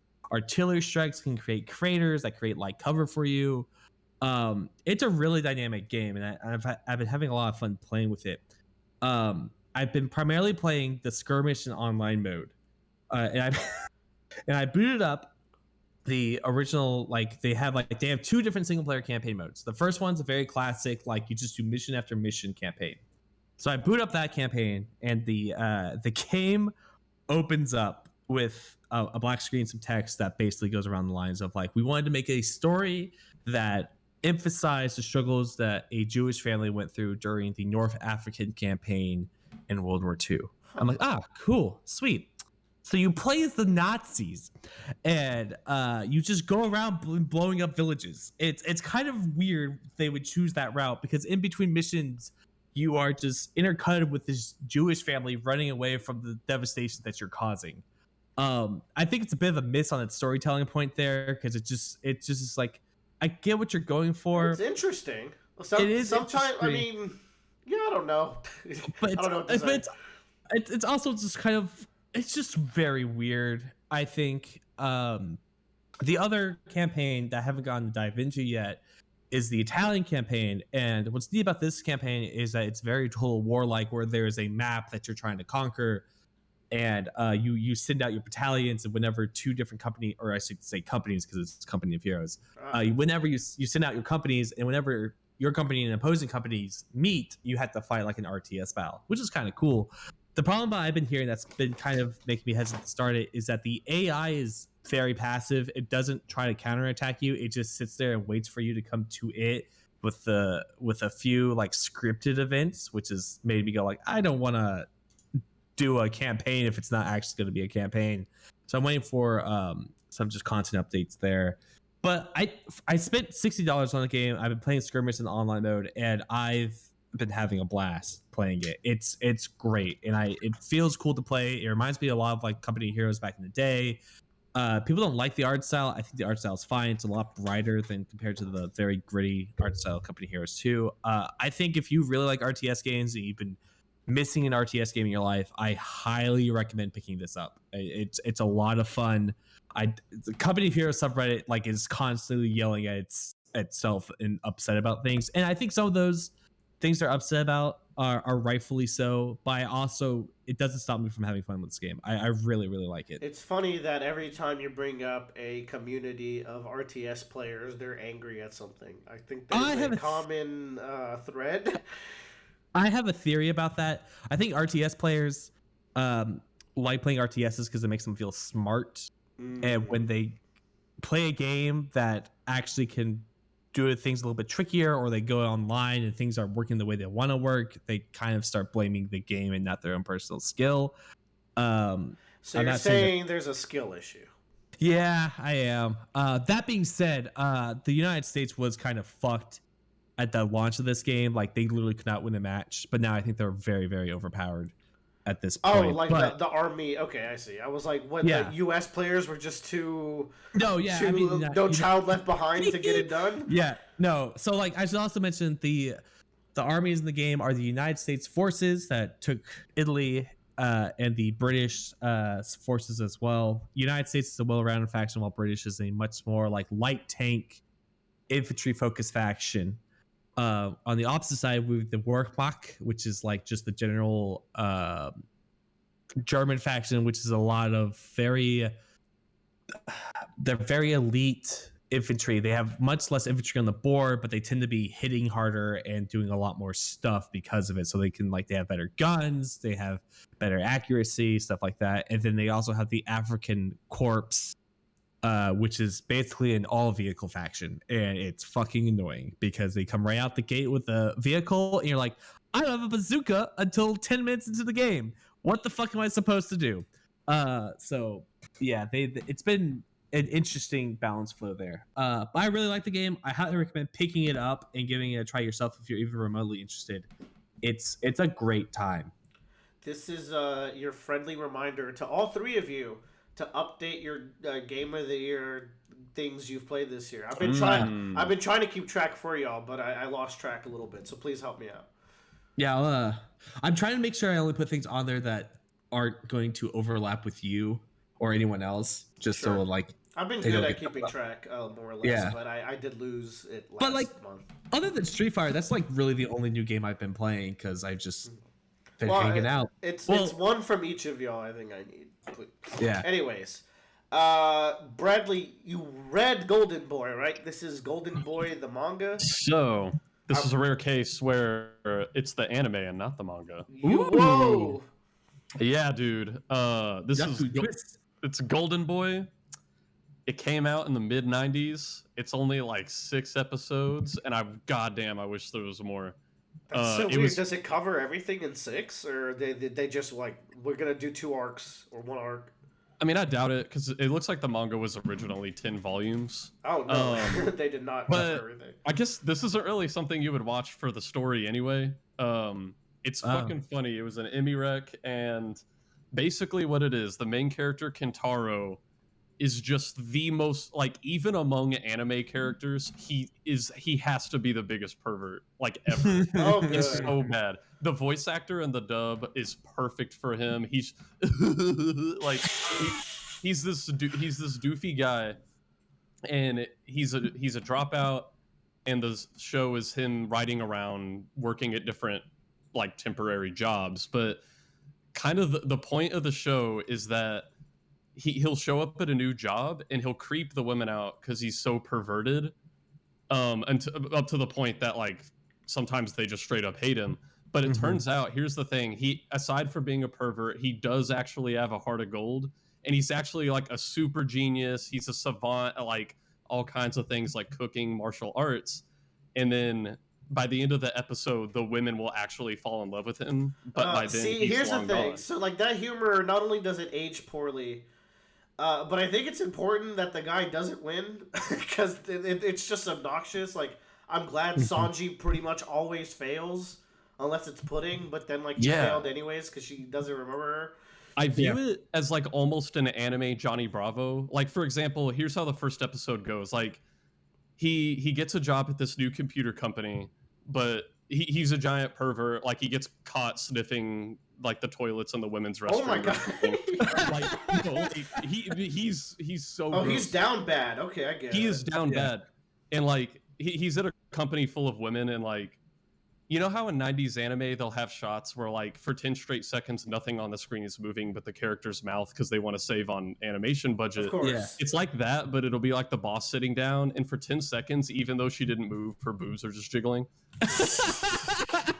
Classic. And so like he's working at this place and he skeeves all the women out to the point that like they're not talking to him and he's probably going to get fired. Oh my god. Well, okay. There was an accident in like the company's server got wiped, all of their software, all their data's gone, they can't do any work, and they're like, we were right on the edge of this big deadline. And he's just been working as a janitor because they hate him and they didn't want to give him like a coding job. But he, you know what? He's been taking notes. He's been trying to learn coding at his own time. So in one night, he stays late and he not only remakes their software, he remakes all their software in one night, makes it better, more aesthetically pleasing. He did all that? Yeah, he does all this stuff, and he just like leaves it on a floppy disk, and he's like, "Thank you guys. I'm sorry for the way things went. Just thank you guys for giving me the opportunity to learn about coding." And they boot it up, and they're like, "Oh my god, this software is so incredible. He's actually like he saved our ass." And they start like fawning over him. They're like, "No, maybe he wasn't that bad. He's actually really talented. We need him." And so they start like chasing after him. And earlier in the episode, the CEO almost ran over him with her car. And she just settles out of court for like 10 grand. Well, then they find out like, oh, he gave that 10 grand to this elderly couple that's struggling that he was staying with or whatever. And so they're like, and all the women start, this is the best verb I can think of. They start gooshing over him. No. Yeah, go ahead, Bradley. But that's basically how every episode goes, is like, he'll show up and he'll be a perv. And then obviously the women fucking hate him. And then by the end of the episode, he's like, you know what? I got to do this to make it right. And either he does some super genius coding thing like that, or he busts out some insane martial arts, or he's insanely good at cooking, or he's, I don't know, something like that. And then he finally flees because he's like, time to go find something else to do. And by that point, all the women who hated him are like, wait, no, Kintaro, come back. We love you. So the joke of the show is he could get laid if he wasn't just such a skis-ball. Yeah. Go ahead, Joe. Because I typed in Golden Boy onto YouTube just to see if what popped up. I've seen clips of this show. This show's really funny. It's fucking hilarious. The bike race scene I have watched multiple times. Dude, yeah. So that's the thing. There's this woman who's like, I ride my motorcycle because no human man could ever satisfy me. No man can keep up with an engine like this. And he just wants to smash. So of course, you know what? If you can beat me on a race on your normal bike, I'll let you hit. And he's like, bet. And so by like a bunch of weird circumstances during their races, he actually wins the race. Oh shit. And she's like, oh my God, Kintaro, like, you're the most powerful man I've ever met. I want you. But at that point, he's like actually going too fast and he like can't stop. Yeah. And so she just can't catch up to him. So he doesn't get it. That's funny. That's funny. Do you know the anime scene of the guy trying to swim, Willer, and he's like choking to death? I don't think I do. Yeah. Is this it? No, I'm about to share it. Hold on. Yeah, but is that from this show? Yeah, He like wants to work at this place that teaches kids how to swim, and like they're making him do a test to prove he can swim. And the whole way across the pool, he's like borderline drowning. And the second he reaches the opposite end, he gets like a super intense face, and he's like, "So how did I do?" I'm gonna watch this show now. Yeah. Dude, I didn't even know it was only 6 episodes when we started watching it. I thought there was just going to be 20. When I learned there were only 6, I was very depressed because I laughed my ass off through all 6 episodes. The moral of the story is you can sexually harass people if you're really, really good at your job. Hell yeah. Hell yeah, brother. Always has been. That's how James Bond works. That is how James... this is the theme of this. This is full circle. We know the title of our podcast. Let's maybe not. But okay. Y'all, I've been chipping away at Disco Elysium for fucking ever at this point. Yeah, you have been playing that one for a while. I started like a good ways before my trip. I played a little bit on the plane. I played a ton when I got back because I was sick. I spent like a couple days where I was just like, okay, let's bang it out. The game's pretty long. I'd say like maybe a little bit too long. Steam told me I played it in 30 hours, but I don't think it counted the time I played on the plane or something, because that feels slightly too little. I feel like it was 35, but maybe I'm tripping. Maybe it... Well, you say that, Willard, but I've only played a little bit of it, and I should come out with what I've played. It was really good, but I'm also not a big narrative gamer, I would say. Gamer. Yeah, you're not. Yeah, but like I played it, and I felt like I played for a long time. It's like, all right, cool. I closed up the game, and it had only been like 45 minutes or an hour. And what the fuck? Like, I felt like I did so much, and like that's crazy. Yeah, maybe the game is just too taxing on the human brain, because it is actually, because the writing of the game is so... It's really good. The prose is incredible, but it's sometimes so esoteric that you're like, what are you trying to say here, actually? Because it's difficult. It's written very superfluously. The opening where like you wake up in the ancient reptilian brain is telling you about the big ball that you live on with all the apes. God, that drove me so insane multiple times. It's like, what the fuck are you talking about? Now, like, Joe, did you play the original or Final Cut? I played the original for like the first 10 minutes and stopped, and then I played Final Cut. It's very important that you play Final Cut because it has voice acting for almost everything. I could not imagine playing Disco Elysium, the original. Yeah. Kuno. Oh my god, Kuno. I love Kuno so much. Kuno don't give a fuck. Kuno doesn't fucking care. We'll talk about Kuno in a second. So Bradley and Tyler, do y'all kind of know like what Disco Elysium is? It's been out for a while. It's very well regarded. I know what it is, but it's on my to play list. Yeah, like I've seen the game, but I wouldn't be able to tell you like what the plot is. So Disco Elysium is a game where you play as an amnesiac detective who, after a drinking binge, is completely forgotten everything about his past. Now, you still know certain encyclopedia trivia stuff, but you also don't really know about the world. So it's a good vehicle to do world building and teach the character how the world works and like what the setting is like. And the way it works is you have 30 facets of your personality. Stuff like empathy, composure, but also stuff like the shivers, which is kind of like your sense for the city itself, or stuff like Espiritus de Corps, which is like your cop sense and like how you can tune in with other police officers, or stuff like Half-Light, which is your fight or flight sense, or the weirdest one, Inland Empire, which is like, I can't even explain Inland Empire. It's like your sense of taking something and creating like a narrative around it, or like it's like your egotism almost. No, it's like your imagination. Like you can talk to inanimate objects and kind of visualize things in a different way, but it's different from visual calculus, which is like your true detective. Like I can look at a crime scene and calculate that the bullet came from this angle, and like being able to look at something and spatially do that. There are 30 of these, and they are all voices in your head. So as you interact with people, all 30 of them, like empathy will be like, hey, she's feeling this way. But then Half-Light will be like, hey, dude, you should have run away right now. Things are looking a little sketch. And they're talking to you, and sometimes they're battling with each other, which is when the game is like the most interesting, when like the voices are not cooperating.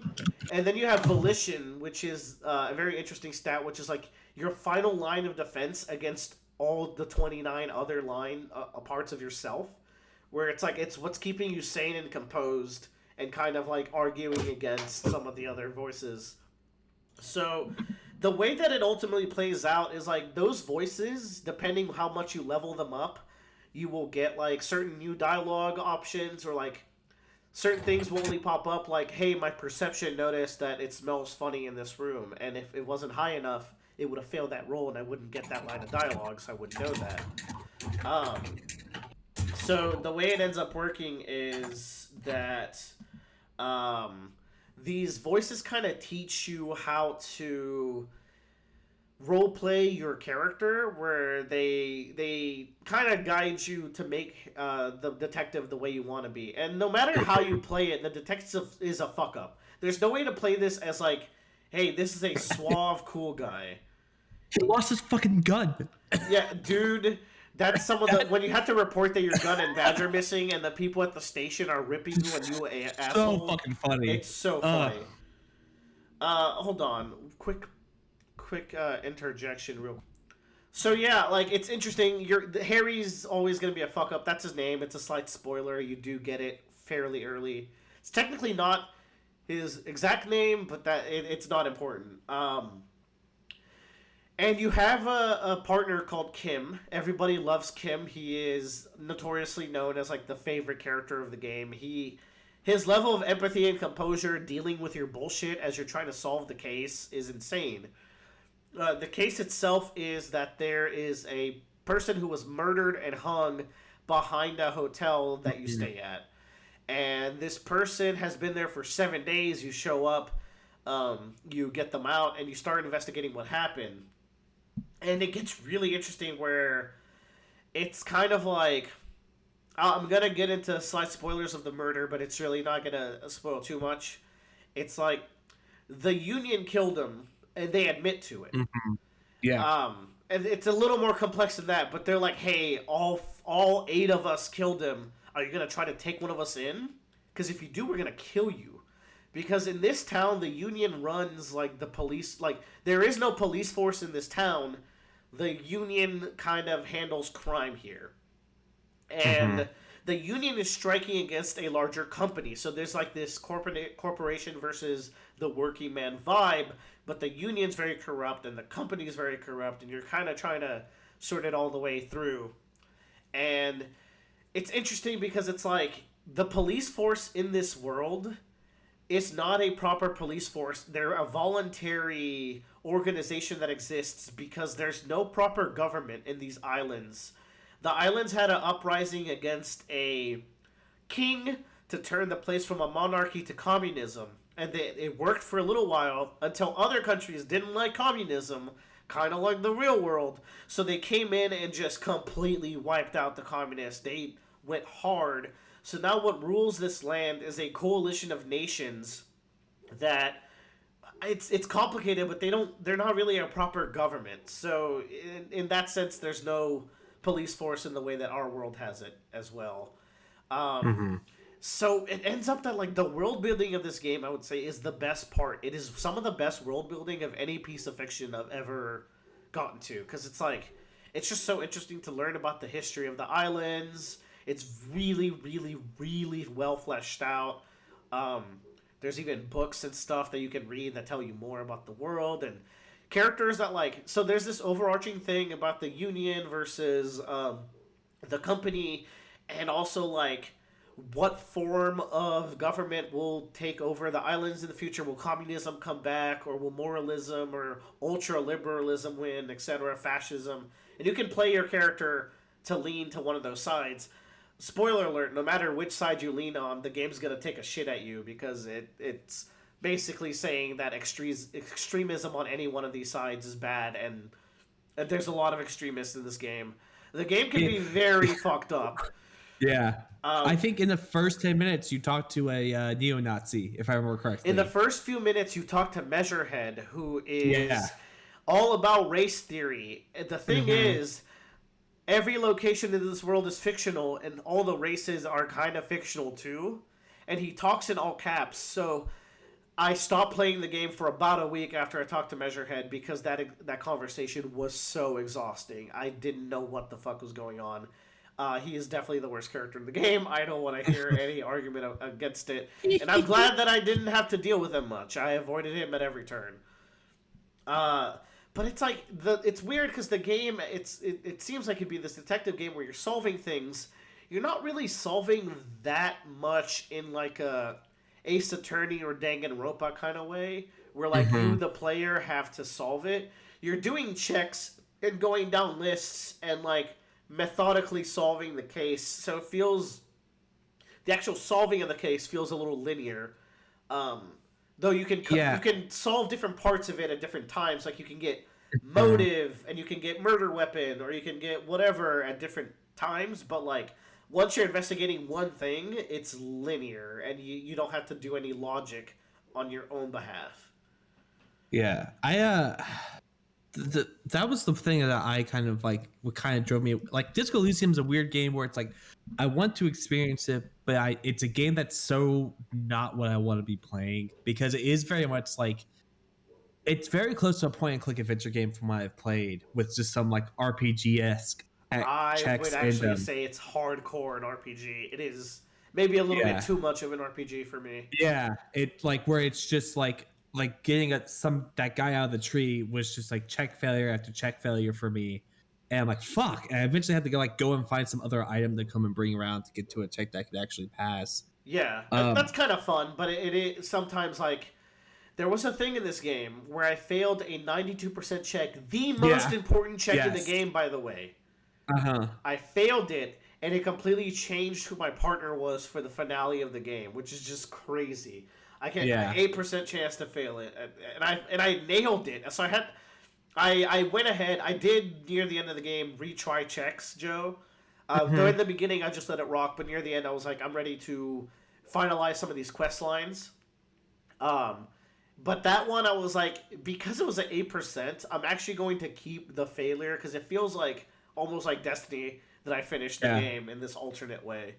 And I do like that, because it's kind of like, because that is how Fate is sometimes, where it's just like shit happens. And I think that's a really cool part of like, that's why I like tabletop RPGs, is that you could be like the best in your world, but like you happen to roll the 1 or whatever, like that changes the outcome entirely.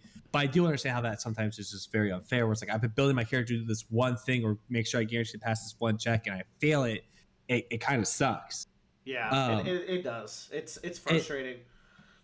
And I'd like, for me, for Disco Elysium, is that it is a lot of like just reading, and kind of like it almost feels like a very God, how do I describe this? Interactive movie almost, where you're just, there's not a lot of gameplay, I would say. Well, I don't know. The way you can navigate certain conversations, it's mostly what's going to change in this game, you have access to a lot of things. There's a couple quests where you're locked out if you're not internalized the right political mindset or you're not a certain type of cop. But aside from that, you can do almost everything. But what changes a lot is the kind of person Harry is. And I think that's where a lot of the gameplay comes in. I do too. It's one of those things where, like, I don't know, like, there's not a lot. I just wish there was a little bit more interactivity. Now, when I first went into this game, I thought there was going to be some sort of combative element. There is not, at least from what I played in like 3 or 4 hours. The climax of the game is a very, very tense combat sequence. Oh, interesting. I mean, it's tough. I was on the edge of my seat. The thing is, Joe, I'm not. So some people start this game immediately click. It was a wall for me. I had to really work for it. Yeah. But once I got that initial like puddle of mud, I got so immersed, and it became like the experience that I was told it would be. It's incredible once you get past it. I would give it like a 4.5 out of 5. The only reason it'll probably be a 5 once it kind of marinates the themes a little bit more as well. There are some frustrating things. First of all, if you play this on a console with controller or on the Steam Deck like I did, the game is just not built for it, man. On day 3, you open up this area that's kind of like a beachy island area that you don't have access to. Navigating that area was a nightmare. And the fast travel system in this game is probably the worst fast travel system of any game I've ever played. You have to be standing at a particular spot in one of 3 spots in the game, which is in front of buildings, and it doesn't tell you that you have to be standing there. You have to look this up on Reddit. And then you can open up the fast travel and travel to one of the 3 fast travel spots. It's really weird. But that jank aside, the game is so special. It's also, like, so fucking funny. This is one of the funniest games I've ever played. I, like, just, like, hip hurting, rolling in bed with my Steam Deck. I can't believe I'm doing this kind of shit. And it's not even like doing the crazy wacky shit that's funny. Sometimes just like the normal stuff is so funny in this game. We mentioned that, but the cops ripping you about losing your gun and shit it had me dying. I had to stop playing the game because I was laughing so hard. It's so funny. There's this quest line involving a church. So this church is the wildest thing. And it's the one thing I'll go into detail. Outside the church, there's a tent of teenagers that are trying to get hypnotic dance music, which is this weird techno that's new to this world. They're trying to get it happening, but they also kind of want to make a drug thing in the church so they can manufacture drugs. I talked them out of it, but I went to the church, and there's a programmer in the church that was working on a video game.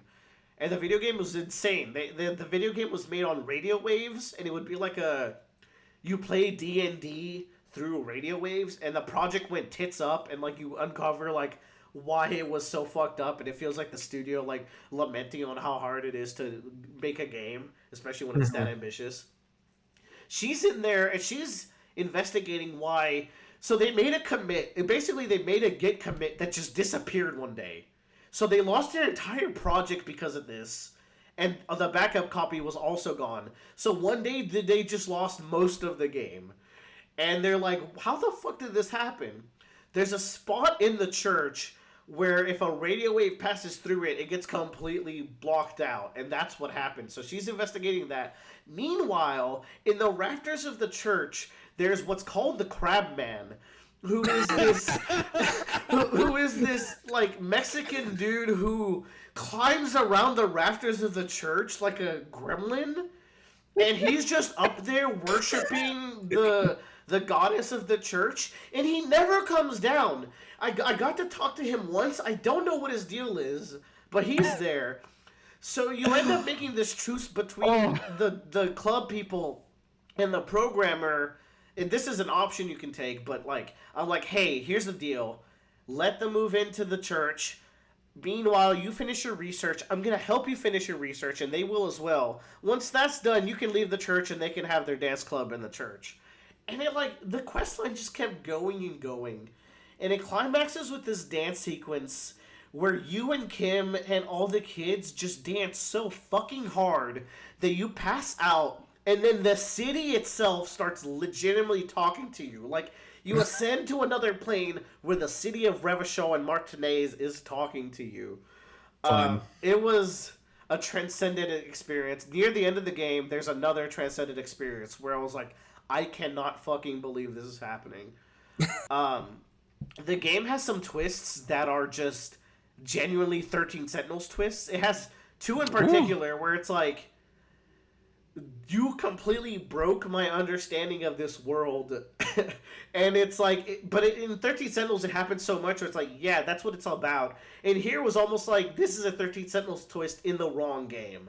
But it was really fun going through it and understanding the world, and man, it's just great. Some conversations are too long and they drag on, but if you can push through it, I think this is like a incredible experience. And like, I don't know, Joe, maybe give it another whirl. I definitely want to. Maybe you can hit that point that I did where it's like it gets addicting.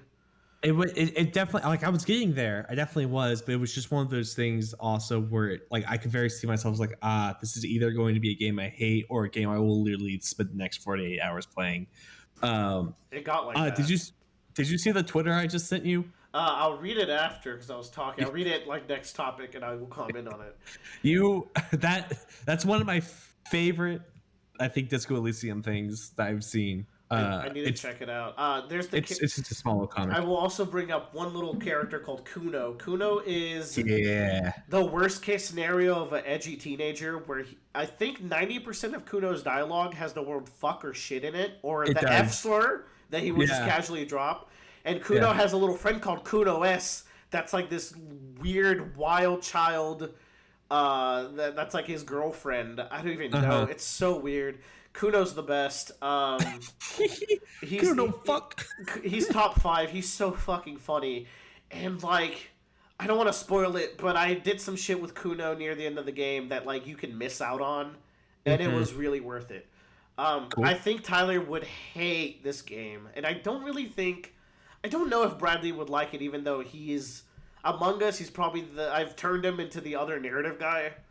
That's the thing. Like this one's been on my radar for a while. I don't know. I think this you and game Emmy has been on my radar for the narrative part. But I think you would hate it, Tyler. Like I don't think you would get past the wall, and I don't even blame you because it's the most European game I've ever fucking played. It is aggressively European. With Bradley, I think you would like. I don't know. It depends how political you want to get, Bradley. I think there's something in there for you, but I think you would get bored in the beginning as well, like Joe did. So, I think if there was one thing that I would want to like change about the game is that I think they can make the beginning a little bit more. I don't want to say streamlined, but a little bit more understandable, like what the fuck is happening. I would say streamlined. The game has very bad tutorialization, and like I missed the body for quite a while, and the game clearly wants you to go do the body first, and I just completely walked in the opposite direction. It needs to be a little more linear at the start. I think so too. But like at the same time, like I think it does something that a game that I really want games to do is really establish like what your game is like from the beginning, very early on. And I think the game does that really well, where it's just like you're going to just have to figure things out. You're going to have to click around. I think doing the body, talking to Kuno, and turning and reporting to your station are both very indicative things of what the game will be like. So it's true, But you could completely miss it and go talk to Measurehead and not play the game for 2 years, like I did. I talked to Measurehead and literally dropped the game and picked it up recently again. But I think once I got to the part where like I was like, okay, I understand what I need to be doing now. The game really started tumbling, and now I really want to play it because I was having a great time playing it. It just was one of those things where it's like, give it another try, and like I will for the 10th time. I think Bradley, you should give it like 5 hours if you ever see it on sale. I will say I still want to at least try it. Yeah, I think you and Emmy would crack the fuck up at some of this shit. Yeah, play with Emmy. That would be a good time. Like, among all the stuff I'd heard about this game, I'd never even heard about the humor. Yeah, exactly. My God, yes, no one talks. It's one of the funniest games I've ever played. Christ, so good. And like sometimes it's very not right humor, but it's so funny. It's so good. There's just dropping the F slurs.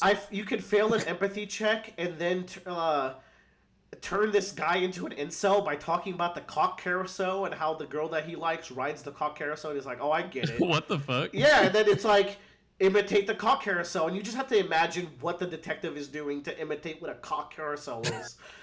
And then there's the last thing I'll say, there's this check I failed where I tried to intimidate these dudes. And I failed it so hard where I'm like, hey, Kim, give me your gun, because I didn't have my fucking gun. So I get the gun, and I fail it so hard where I'm like, the detective puts the gun in his mouth, and he's like, please listen to me or I'm gonna shoot, please listen.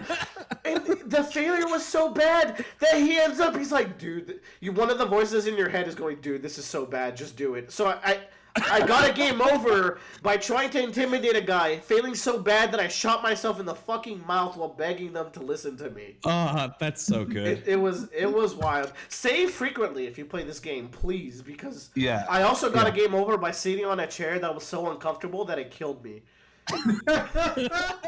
Yeah, it's wild.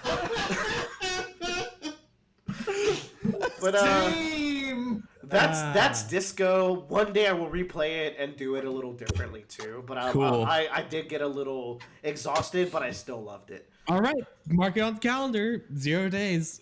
And then Joe and I have been playing Wild Hearts. Joe, why don't you lead? Yeah, I will, because I've been thinking about Wild Hearts for a long time. First of all, explain what it is. Yeah, so Wild Hearts, it's by Koei Tecmo, correct? Am I?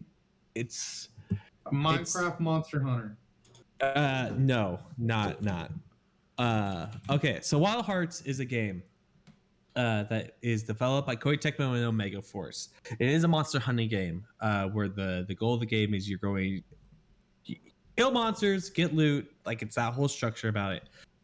They have a very innovative system called the Karakuri system, that where you can like build different structures. Which is a Yu-Gi-Oh archetype. So shout outs to Tyler and the Karakuris.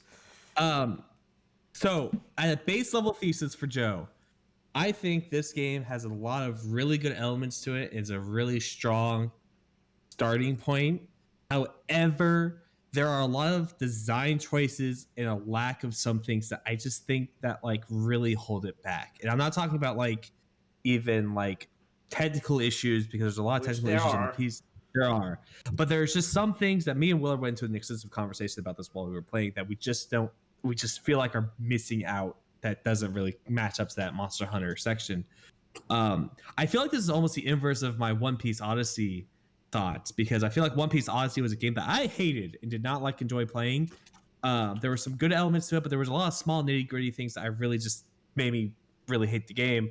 Whereas like this has a lot of stuff that I like a lot, but there's just some small elements to it that really hold it back. I'm going to start with some things that I really don't particularly like. Some of them are a little bit more biased for me. Mm-hmm. And I think also... We're going to have biases because we have put in 500 hours in various Monster Hunter games, at least. Yeah. And that's the other thing too, is that like I normally don't want to try to compare like games to each other. But like Monster Hunter is the only one of this kind of genre, that's really big. Like yeah. That's the other contenders are made by Koei Tecmo. Like Tokiden is another one where it's Japanese themed, and looks like this one kind of. And then I think like there was one called God Eater or something that was very anime, but that's about it. Yeah, so it's like I'm going to have to make conversations because there's no other competition really, right? Yeah. So first, right off the bat. And Willard, you might not think this, but I do not like the movement in this game. I think the movement in this game is very floaty. I feel like you move around way too much. I feel like there's not nearly as much as a positional struggle or like kind of thought process as there is in Monster Hunter that I really, really enjoy. I don't hate the movement here, but it's like Dark Souls and Bloodborne. I think it's Dark Souls and Bloodborne versus Sekiro, where it's suddenly you don't have a stamina bar, and this has a stamina bar. It's like because you can spam attack in Sekiro's, it's not about the positioning. While in Monster Hunter, you have that weighty stamina bar, slow attack feel. And this has some slow attacks for sure, but Monster Hunter goes in on it very hard, where the positioning and learning how to be good at it feels really good. This, I think, has a lesser emphasis on that.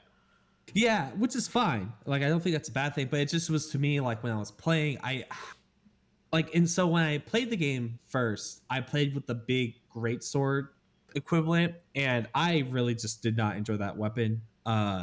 I thought it was very simplistic, and it didn't feel like I was using a large weapon to attack things, which made me feel very, very sad. Which kind of leads into my other thing I don't like, is that I think the combos in this game are really, really simple. Once again, not necessarily a bad thing, but coming from Monster Hunter, like I just am like, I kind of like more. how there's some moves in Monster Hunter where I've played a weapon like dozens of hours and I still can't figure out how to do that move.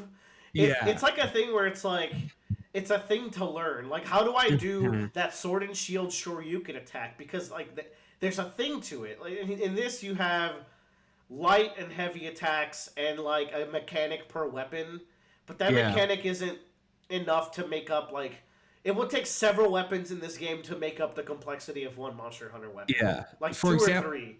Yeah, and I think I'm playing, I guess, considered the most complicated weapon because it's like a bow staff, but it gets to turn into other weapons, which sounds cool on paper, but like there isn't really a reason to stay in a weapon form. Like the goal of that weapon is to actually change as many forms as possible so you can get your big bar attack and like do a bunch of damage that way. So it just feels like I'm just trying to find openings where I can just like go through these weapons as quickly as possible. I also like don't have any real control over like what weapon comes out, at least from what I can tell after playing the game for a while. So like I just wish there was a little bit more like weapon density in terms of like what your weapons could be doing, or like. And again, it's a first pass, so maybe if this got a sequel or a big expansion, they would add more moves, hopefully, and more mechanics. I'm playing the Umbrella, which is the parry weapon of the game, and it's very floaty. I don't really mind the floatiness on it. The problem is, if you don't land the parries, you do very little damage. And also, this is a weapon where the more frame rate you have, the less damage you do. So, fuck. I probably should stop using it because, I play on the PS5 that has like fairly decent frame rate, so I'm doing less damage. Yeah, once again, technical issues. I also think that the grinding in this game is quite excessive. Like it's and in Monster Hunter, you could hunt a monster and you could pretty easily, reliably make, as long as you had the money, like craft, I think like 2 or 3 pieces of that monster's like armor or go down its weapon tree. And this, you get lucky if you can like craft 1 piece of armor, and it really sucks because and the you're just armor skills are so uninspired, at least as far as we've gotten. Some armors don't even have skills, which when I saw that is when a switch flipped on me, where I'll say my piece now. I've grown to think this is a bad game now. Okay. I don't really like this game, and maybe it's because I played it in Feverse.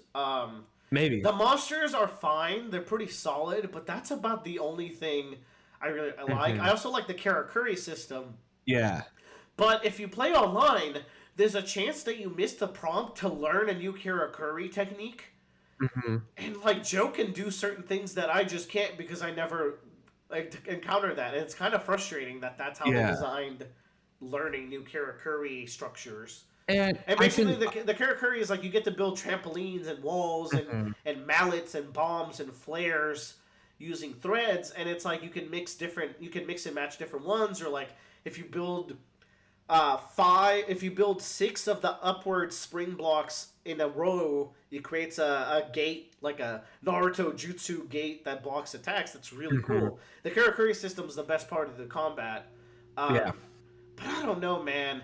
There's so much dialogue, you can't skip it. If someone's in the game with you, they're forced to sit through the dialogue as well. They can't upgrade their armor while you're doing story stuff. So you are legally obligated to skip. You are morally obligated to skip the story if you're playing with someone else, or else they have to sit there and go through it with you. It's so fucked up. Tyler, do not pick this up. I'm sorry. And that's the other thing too, is that like this comes to like another conclusion that I was going to get to, is that like all the stuff that I talked about before also makes it so playing alone by yourself, I did not have a good time playing this like by myself. Like it doesn't feel good because the monsters are very much like tailored to have multiple people online when you fight you. And that's the other thing too, is that I feel like some of the monster moves just have too much like heavy tracking on them, where like it's pretty nutty. They overcompensate for your movement and stuff. Yeah. And so it's kind of like, to be fair, Sunbreak does that too. But it just works better there. I don't know. Yeah. The moves are less like... There's a monkey that does Gum Gum Pistol and Rocket, and it gets kind of ridiculous. Mm-hmm. But I think the difference in Sunbreak is that, like, you can reliably use, like, I'm going to use the wire bug to get me out of the situation, and that's going to get you out of the situation. Whereas, like, in this game, that's putting the spring down, but maybe putting the spring down doesn't even get you out of that situation. And you can always Superman dive, and, like... Yeah. There's almost no attack that a good Superman dive won't just trivialize. It makes the hunt slower, but you can if you have the spacing. And so it's just like playing by myself really, really what sucked. And it kind of like sucked the life out of like me. Like I would play like 1 or 2 hunts and be like, all right, I'm done. Because I didn't have the like will to do it. Whereas like compared to Monster Hunter, I just sit there and be like, what do I want to hunt now? What do I really need to go after? And like have to like really think about it. And there's just a lot there that's missing, I think. I will say, though, I think the character system is really well implemented. It was the one thing that, like, going into it that I was just like, I don't know if this is going to work out really well in terms of combat. I think it's the best part of combat. I think it's really interesting. I think there's a lot of, like, really cool stuff you can do with it. I would say the Death Stranding mechanics don't really pan out as well as they should, where you get, like, you can build stuff in other people's worlds. We're still not sure how that works, by the way. I think it just stays with that host person's world. Like that's it. And like I think that's really lame. And like it doesn't like I can understand like what they were going for, but it feels like they took concepts for games and are like, oh, this game does this, but didn't understand the grander scope of why it did that thing in the game. Also, like, there was a boss, the giant boss in this game. I almost can't finish the sentence. The boss looks so stupid. It's like Winnie the Pooh rock form. And like the fight was so uninspired and like had a moment that was so lame. And I play this all really sick with Joe. That it's probably the most I've ever laughed at a video game, but I nearly died because I could not breathe between coughing and laughing. Yeah. It was, Joe, that's probably one of the most memorable moments of gaming I think you and I will ever have. But I genuinely almost passed out. It was very unhealthy. I remember going into the, all right, Will, are you ready for Q? Are you ready for what? Just... Oh my god, I get lightheaded just thinking about it. Let's move on. Okay, but all this to say that we're in the weird opposite side of things where I'm much more positive of the game and Willard is much less. I think the game has a really good base structure going for it though. This really is your One Piece Odyssey where we're on different sides here. Yeah, but I'm with Willard that I would not recommend picking up the game. Also, halfway through the game, how the multiplayer lobbies worked completely changed. We were like, what the fuck? I still don't know what the fuck that was about. That was weird. It's a game that I think like has a lot of good potential, but it's held back by like a lot of just like oversights. The verdict's out. I think I will play more of this game if I hear that they start doing like big patches and cool content.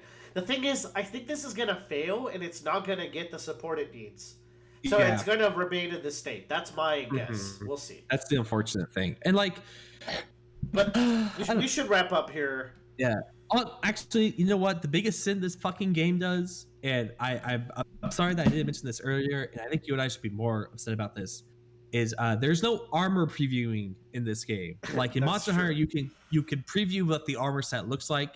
You can't do this in the game. You can only do it piece by piece. Yeah, which is like, I want to know what this looks like because maybe I want to go hunt the fucking poison bird because his set looks cool. And the armors are pretty bad. It's like they stole it from Neo or something. Yeah, and like we mentioned it before, but like it's missing that corniness or campiness that like Monster Hunter has. It is taking itself way too seriously. Yeah. Like Monster Hunter is great because it's like, yeah, you're here to fight a fucking monster. Let's go. And like it throws you into it and it knows why you're here. Monster Hunter treats the gamer respectfully. Whereas I feel like Wild Hearts really is just like, all right, we're going to have to teach you how to do all these things and kind of treat you like a baby sometimes. But I'm not a baby. I have 700 confirmed hours and 1,000 confirmed kills on Monster Hunters. Yeah. So it's just like, I don't know, man. Like I will not play this game like by myself. Like if Willard wants to get on and play some hunts, I'll do that. We'll but see. I won't, Let's give it a little bit. I want to play Metroid Prime and Final Fantasy V instead. Oh, I didn't mention this. Theatrarhythm, the rhythm game is so good that I re-downloaded Final Fantasy 14. That's how that's how good the rhythm game is. That I'm like, shit. I need to give it another go in the future. And I'm back on FF5 now that I finished Trails and I'm taking a big break. The curse continues. No, I was gonna go back to FF5, but I cannot believe literally this morning I re-downloaded FF14. I feel FF14. I feel like a fool. The music's so goddamn good. Joe, you never told me Final Fantasy 13 has some of the best songs in the series. What the fuck? Well, yeah, that game goes hard. I'm too angry at the game to actually listen to the music. I'm thinking I'm gonna slot it in. I was not gonna play it in my journey of games, but the music is really good. I might play play the first one at least. If you can figure out how to make that game fun, let me know. my next FF is 9. I've been looking forward to this. I want to hold on. How much time did I put into Final Fantasy 13 before I played? I played that game for 17 hours, so really not that long for a Final Fantasy game. I own it on Steam though, and it seems like it'd be a good Steam Deck game. It would probably be a good Steam Deck game. I hate sitting at my computer playing this fucking thing. Oh hell no! No way. Let's move on. Let's get out of Wild Hearts. Tyler, I can't believe you're talking about Sword Art again. How is there more stuff to talk about? Yo, so they're remaking these movies, which kind of are retconning the original series. Oh, this is like Neon Genesis, right then, where like they kind of do rebuilds and like remakes of the movies. Mm-hmm. Yeah, so it's a little bit like that. It's mostly telling it from Asuna's perspective, at least this first one was. It's nice to see just like the animation get some love, and I guess it's like, updated, but they retcon Gil out of it some, which is the blacksmith guy. Oh. And I think that's shit tier. I don't know. All the guys are kind of background characters. All the characters are background characters except for Asuna anyway. That's do you like that character? Because that sounds unfortunate. Asuna? Yeah. She's fine. She actually gets like fleshed out in the universe before this movie happens. She's just like some repressed like schoolgirl. So like the actual plot of it is we learned this before the movie. In the series, she is a repressed rich girl who has one friend who she can play video games with, but otherwise she's like typical, always has to work, study, blah, blah, blah. And the reason she plays SAO is because her friend told her about it. And her brother went to school on a study abroad trip in the US, and she just happened to be like putting something in his room. And she's like, you know what? My friend told me about this today. I just finished my midterms. I'll just hop on and say hi. That's literally her entire like reason she gets stuck in SAO. That's goofy. Yeah. It's interesting, I guess, in that department. They introduced a new character as like the end of it because there's a second one that came out this year. This was actually the Scherzo of a Dark Dusk, which is the second half of SAO. So I haven't watched that one yet. Wait. Oh, that's who that character's supposed to be. Okay. Regardless, they're just doing some nice retconning shit. The movie doesn't end how I expected it to, considering they introduced a character that is not an SAO main series at all. So I was like, oh, this character dies, which y'all aren't gonna watch it. So spoiler, she doesn't die.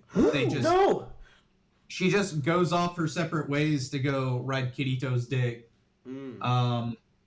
So yeah, that was it. I enjoyed it. I'm gonna watch the second one, and I think the rumor is there's gonna be a third one. But anyway, but I want to say this. I did rewatch the final 4 episodes of Sword Art Alicization the other day.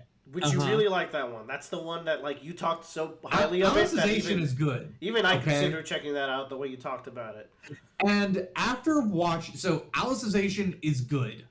Like, here's the thing. Alicization is good. But the final part in Alicization is just fan service because the series is ending. And great. I like the plot. I like the premise. There's even an overarching good theme of why every game exists in the world. Yet the author has some weird fetishes. I just go. It's the sister stuff, right? There's always a little bit of sister stuff. So you say that, Willer? Like, here's the thing, though. Here's the fucking thing, though. Please Willer, tell me the fucking thing. Rick and Morty came along in 2017, and a Morty from another dimension threw himself in a trash heap, and he wished incest porn would become more mainstream, and then it did, and Sword Art Online was just ahead of the curve. He didn't throw himself in there. That was Cool Morty that threw himself in there. Okay, no, Tyler, that's not correct because Japan's been doing the sister complex for a long, long time. So let me tell you this, sir. Shit, the one bad part about Cold Steel, Trails of Cold Steel, is sister complex. Way worse than the sister complex because, first of all, Kirito's adopted, so they're not related by blood. That's how they get around it. That's less bad, but it's sus. I don't know. No, I'm about to make it worse. He doesn't fetishize her brother or stepbrother or not related by blood brother until he goes into a coma. So she fetishizes. You can do it. You can develops a fetish for his incapacitation and the fact that he's now in a hospital, and it's like, oh, I can take care of him while he's in the hospital. Oh, it's the I must protect, like the caring nature. Syndrome. Yes. Yeah. Let's take it a step further than sister. I want to make it worse, so that makes it not as bad. Anyway, I rewatched it, and other than the weird, I didn't watch the fetish episodes. I got to skip those, thankfully. I knew where to start. It's crazy to think how strong the first 12 episodes of the series are as a premise, and that it has only the beginning. Like, that is an anime in itself, and then there's the rest of Sword Art. That's an entirely different anime that still has to include the first one. Correct. It's insane because the entire premise is about, yes, the murderer Akihiko Kaiba develops this entire augmented reality world. The entire effort is to generate a human AI with a soul. Okay. Like, that's the entire purpose. And what he does in SAO is he's able to develop people's relationships with a digital world by forcing them to live it. Okay. Like, that's the goal there. And what he achieves in that step in SAO is he is able to kill his own body and transfer it into a digital world. He lives as a ghost in the system in this anime, like as a living AI. And he gives this, like, world seed, like in what's that movie you hate, Joe? No, there's a lot. Ready Player One. Yeah. Okay. Yeah. So he gives him a world seed that develops, that's based off of his AI consciousness to develop other virtual worlds. And in the other games, he starts collecting. In the fairy game, his work is continued by his, like, second in charge, and he starts collecting human experiences and, like, emotions into that game, and that one gets shut down. And I don't know what Gun Gale is actually about or how it really applies. I haven't figured that one out yet, but it's still a cool art. That's just people committing cyber crimes and Kirito getting, like, recruited by the government, like, officially. So maybe that's the segue, is like that's his new job while he's a high school student. But he's like a senior in college, so you know what? He's like 18, so it don't matter. Or in high school. But anyway, after that, they start seeing more about ghosts in the system, and then Alicization starts. And Alicization is all about developing an AI inside of a virtual world to develop a soul and then export it out of that virtual world. Jesse, what the fuck's going on? Yeah, it's all about the AI, man. That's what it's all about. And we're literally living on the premise of fucking whatever it's called, Stable Diffusion and whatever Chat GPT and whatever else exists out there. Yeah, they were ahead of the curve. Real Hideo Kojima's those animators. Oh man, it's a weird ride. It's anime as fuck, yes, but Tyler, you like transcended to another plane explaining that plot. Did anyone keep up with the wild like what the fuck that was? If you know, tell us in the comments. I'm sorry. No, I loved it. No, you're good. What I get is that Gun Gale is not really that important to the plot. Is what I'm getting. It isn't that important to the overarching plot, but it is a good game. It's probably like the second most hype point in the show, because he's investigating why people are dying in this virtual game. That sounds kind of cool. It is cool because the people who are murdering people or killing people in the game are ex-SAO survivors who are part of the player killing guild, who would actually go around SAO killing people for fun. And so, that's what part of SAO was. So they wanted to continue that thing in the real life, but it took two brothers in order to achieve it. And one of them, they're both sociopaths. And what they would do is they would kill someone in the game, and at the same time, the other brother would break into that person's apartment and murder them using this, medical agent that just, reads off his heart failure. And they're about to do it to Kirito's partner, who's been helping him track down the murderers. And as soon as, they finally figure out who it is, and it's, his partner's best friend that's, been secretly stalking her for 6 years. Sure. The season begins, or I think it's the last episode. It was some dividing episode that I had to wait on for a while. It begins with him trying to murder her inside of her small tiny apartment, and he's on top of her and shit. And Kirito just busts down the door IRL and just knees the guy in the fucking face and starts beating the ever-living fuck out of him. And then while he's beating the fuck out of him, it gets a bullet train moment where he gets stabbed in the chest with the vial of poison. Oh Christ! Yeah, and then Kirito turns around and does it immediately. Oh no, the girl turns it around and does it immediately to the friend. And Kirito doesn't die because he literally has a metal plate over his heart from being released from the hospital in SAO and part of the government research he does. Buddy, I'm gonna have to cut you off here. This is getting wild. This is getting out of hand. Dude, the show, Willer, if you're enjoying Blue Lock and you get bored at some point in your life, you'll watch this and you'll be like, Tyler, this is anime as fuck. But then you'll get to Alicization, and you'll be on the you remember the rabbit hole of Returnal? Yes. Oh man, that was a special time we went through. It won't be like that, but I feel like I'm in a similar hole. Shut up. Anyways, okay, I need to move on. We need to talk about a series that makes sense. So, Bradley, why don't you tell me about Kingdom Hearts and your journey replaying it? Yeah, so woke up one morning. I don't know what was in the air, but I was like, it's been too long since I replayed Kingdom Hearts. And man, it was a great decision. I played through Kingdom Hearts Final Mix, which I think this was my first time actually doing Final Mix. Oh, nice. It's much better. Yeah, I think last time I was complaining to you about the recolors. I think I only hate the recolors for the Heartless bosses. The actual Heartless enemies, for the most part, look better, I think. But they those didn't get recolored, I thought. Some of them did, like the Halloween Town enemies, like those little ghost wraith things.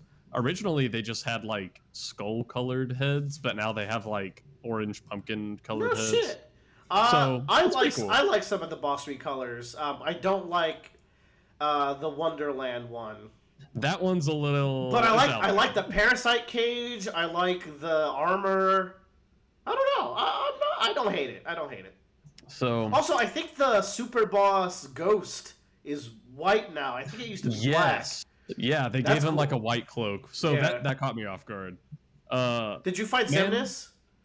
So I haven't fought him yet. Pussy. I played through the game on Proud. I got the Ultima weapon, which I had never done before. My brother complained about getting it growing up, and I see why. Holy shit. Yeah. Like I probably spent 2 full days not even progressing in the game. I spent like 2 days just getting synthesis ingredients. But do you agree that sucks, but is also kind of like peaceful in a way? That's how I felt getting like. That's the thing. I got the platinum trophy for this game, and like it was kind of like a vibe. I don't know. I hated it, but I loved it. I don't know. That's the thing. Like, for example, like the first time I ever had to fight the pot scorpion to get this one stone, I was like, Jesus Christ, this shit is so convoluted. And then like, after doing it enough times and running back between a million worlds to get ingredients, I was like, you know what? I'm in Agrabah. I'll pop by the pot scorpion for some fun before I leave. Like, I don't know. It makes you engage with all the little weird stuff they added to the game that you will miss on like if you just mainline it. Because like doing the synthesis, you almost have the platinum. You might as well go for it. I think if I remember correctly, that was a big part of it. And it's like, it just makes you interact with all the little mechanics, which Kingdom Hearts 2 also is really good at that if you try to get the ultimate. That's the thing. There's so much shit that Kingdom Hearts 1 is way bigger than I thought it was. There's a bunch of stuff I had missed all the other times I played it. Like going to Merlin's to do that stupid magic minigame. Like, why is that there? Yeah. But it is. Like, I don't know. There's just a bunch of stuff like that I missed out on. And it's not just because I'm playing the Final Mix version this time. It's because genuinely I wouldn't even know that stuff is there. Like, one of the necessary synthesis materials comes from these giant Shadow Heartless that are in Wonderland, and I had never even fucking seen those enemies. Oh my god, exploring Wonderland to get all the chests made me realize that people explore 30% of Wonderland when they play it the first time. Dude, that was blowing my mind. After getting out of Wonderland, I was like, I don't know how I've ever played this game without a guide before. That place is insane, and once you go in to get, like, Lady Luck Keyblade, some of those synthesis materials, like the room with the weird faucet, or the room with the candles and the giant Heartless, I don't even know. It's crazy. That place is crazy. Yeah, but, like, there are some treasure chests that if I was the dev placing that chest down, I would have just accepted in my heart that no one would ever find it. But people did. But I fucking found it. So, can't believe. That's the thing. Proud mode, I've beaten everything except for the unknown boss, who we know who it is. And then I wonder who it is. And also Sephiroth. I tried fighting Sephiroth a few times. And I need to do some research. My tip with Sephiroth is Strike Raid. Strike Raid is really, really good against him. Because you're invincible during that. The entire Strike Raid. So if he does the big flame pillars, if he does a lot of stuff, if he overwhelms you at any point, you can Strike Raid him. Man, and that's the other thing. I had mentioned this to you. Playing through this game again on Proud mode, even though Proud mode isn't nearly the critical mode that would come in other titles. Yeah. It's like tough even playing on Proud mode, I got a lot of appreciation for abilities that I had never really noticed much before. Like Leaf Bracer, which just makes it so you cannot get interrupted while you're casting Cure on yourself. No, it gives you iframes while casting Cure, if I remember correctly. That's the thing. It's insane. Like, and because that game is the only game in the series where Cure is like a very cheap resource, you can just spam that. Yeah, in previous playthroughs, it probably would have been an ability that I didn't even read. I would just equip it just because, hey, it's a new ability. But it actually made a huge difference. Like, there was a boss fight I straight up couldn't beat, and then I reread Leaf Bracer, and I was like, what the fuck? And I was like, oh, the one attack I haven't been able to dodge, I can just iframe through the whole attack. Get fucked. Well, how do you think the gameplay and the story held up? And, like, what were the hardest points for you? Oh, gameplay is still so fucking fun. I knew Clayton was gonna be hard. God damn Clayton. He was so fucking hard. How was Ursula? Because holy shit, I can't believe I beat that as a child. Dude, so I was able to beat it, but it was because I read like a boss guide before I went into it. So it was like stock up all of your characters' inventories with ethers, just cast the spell repeatedly. Well, I meant Giant Ursula. Small Ursula is annoying. Giant Ursula rains lightning so often. Yeah. Dude, so that's the thing, is I wanted to get the Ultima weapon as soon in the story as I possibly can, which like, my god. Yeah, as soon in the story as you possibly can is still like 95% of the way through the story. Mm-hmm. But that's the thing. By the time I got to a lot of these Disney bosses, I was actually very powerful. Like, I would already have almost every accessory I could possibly craft. So it's too late. So yeah. like, you know, I'm going into Ursula's battle with like 60% lightning damage reduction. So it wasn't as bad. I mean, she still did take me like took me like a half. My new gameplay appreciation most recently, and I don't know if I'll ever play this game again because I did such a thorough playthrough. But gravity spells, oh my god, they're so good. Ooh, god damn. I started using gravity at the end of my playthrough when I played it. Because it's like if you're not too high leveled, it's like the enemies get pretty tanky, and gravity will make those fights so much faster, and it stuns them for a little bit. So, it's insane. I think so. I played Kingdom Hearts 1 and 2 before Kingdom Hearts 3 came out. I think the majority of my playtime was me fighting Ursula, like combined with those two. Like, I don't believe this. And no, it was because like I definitely like just give Donald and Goofy potions, you'll be fine. I don't know what it was, but I think I was out of money and I was really like just doing like a no grind kind of a thing where like I just wasn't doing anything basically. As you do. And I just got stuck. And then like what's also annoying is that when you're getting to Ursula is a pain in the ass too if you die immediately. You have to grab the dolphin. No, at that point you have the kickflip, don't you? Or do you have to grab the dolphin? You have to like hit an angle of a wall to go down the right path. You have to go through the currents. I do not like Atlantica. It's not good. I actually prefer the musical Atlantica in 2 because I don't have to navigate. You know, if I'm being completely honest, I'm with you with that. It's just it's not worth it. Oh man! How about the story and the characters? How do you feel as a grown-up, as a jaded adult? Something about it. I just kind of like how simple and friendshipy the story is. It's really sweet. The thing with Kingdom Hearts, it's a reverse bell curve where you're a child and you love it. And then you become an adult, you're like, this is so stupid. This is so childish. And then you become a more jaded adult. But then it's like, oh, no, wait, this is just pure and fun. And then it brings you back. Dude, I actually teared up and was about to cry because I was explaining the Paopu fruit to Emmy, and I was like, look, like he's carving him feeding her the Paopu fruit, and then later she sees it and she cries and she carves it back, and I'm like, that's so romantic. Then it takes 10 games, but in 3 they share it, and then he fucking dies. It's so good. Here's the other thing though. Man, the dialogue in Kingdom Hearts 1 is so different than the dialogue, I think, in just about all the other Kingdom Hearts games. It's a lot more simple. It feels like Sonic Adventure 1 dialogue versus Sonic Adventure 2 dialogue. That's so funny. But man, like I started my playthrough of Kingdom Hearts 2 and the dialogue is so much more just angsty. I don't know. I think it's like more much.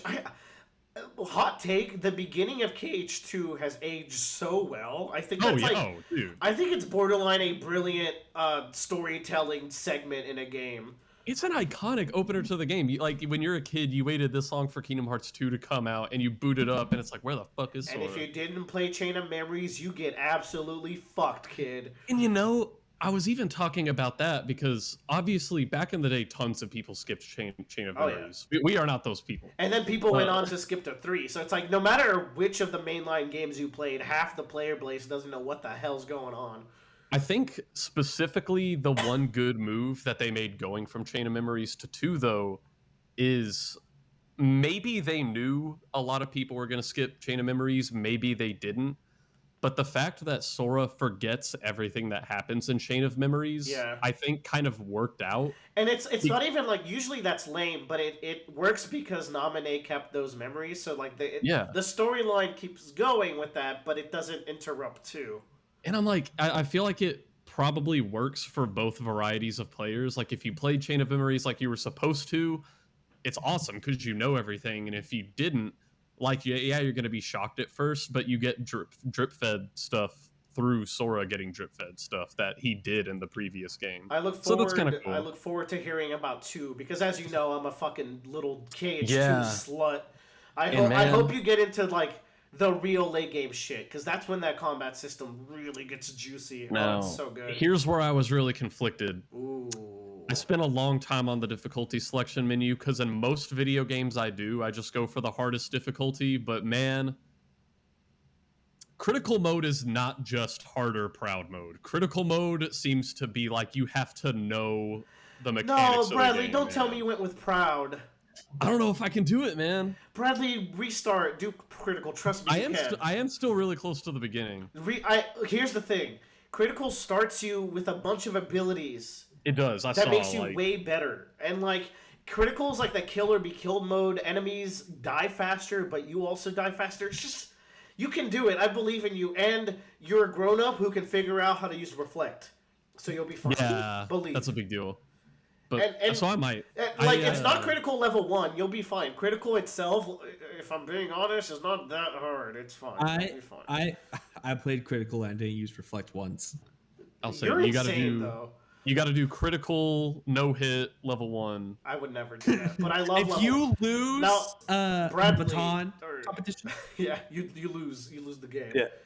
Are you going to do 3 as well? Because you never did 3 critical or the DLC. None of y'all have done the DLC, That's and I have thing. no one to talk about it with. Since I'm replaying the series already, I'm like, this is my chance to go back through 3, do it on a harder difficulty, and hit that DLC, which, I mean, maybe in the next year or 2 there will be a new game. It's not going to be forever till 4, because they already have Unreal 4 engine. They're not going to do that same gap again. So it could even come out this year or next year, and that's insane to me. But that's a story for another day.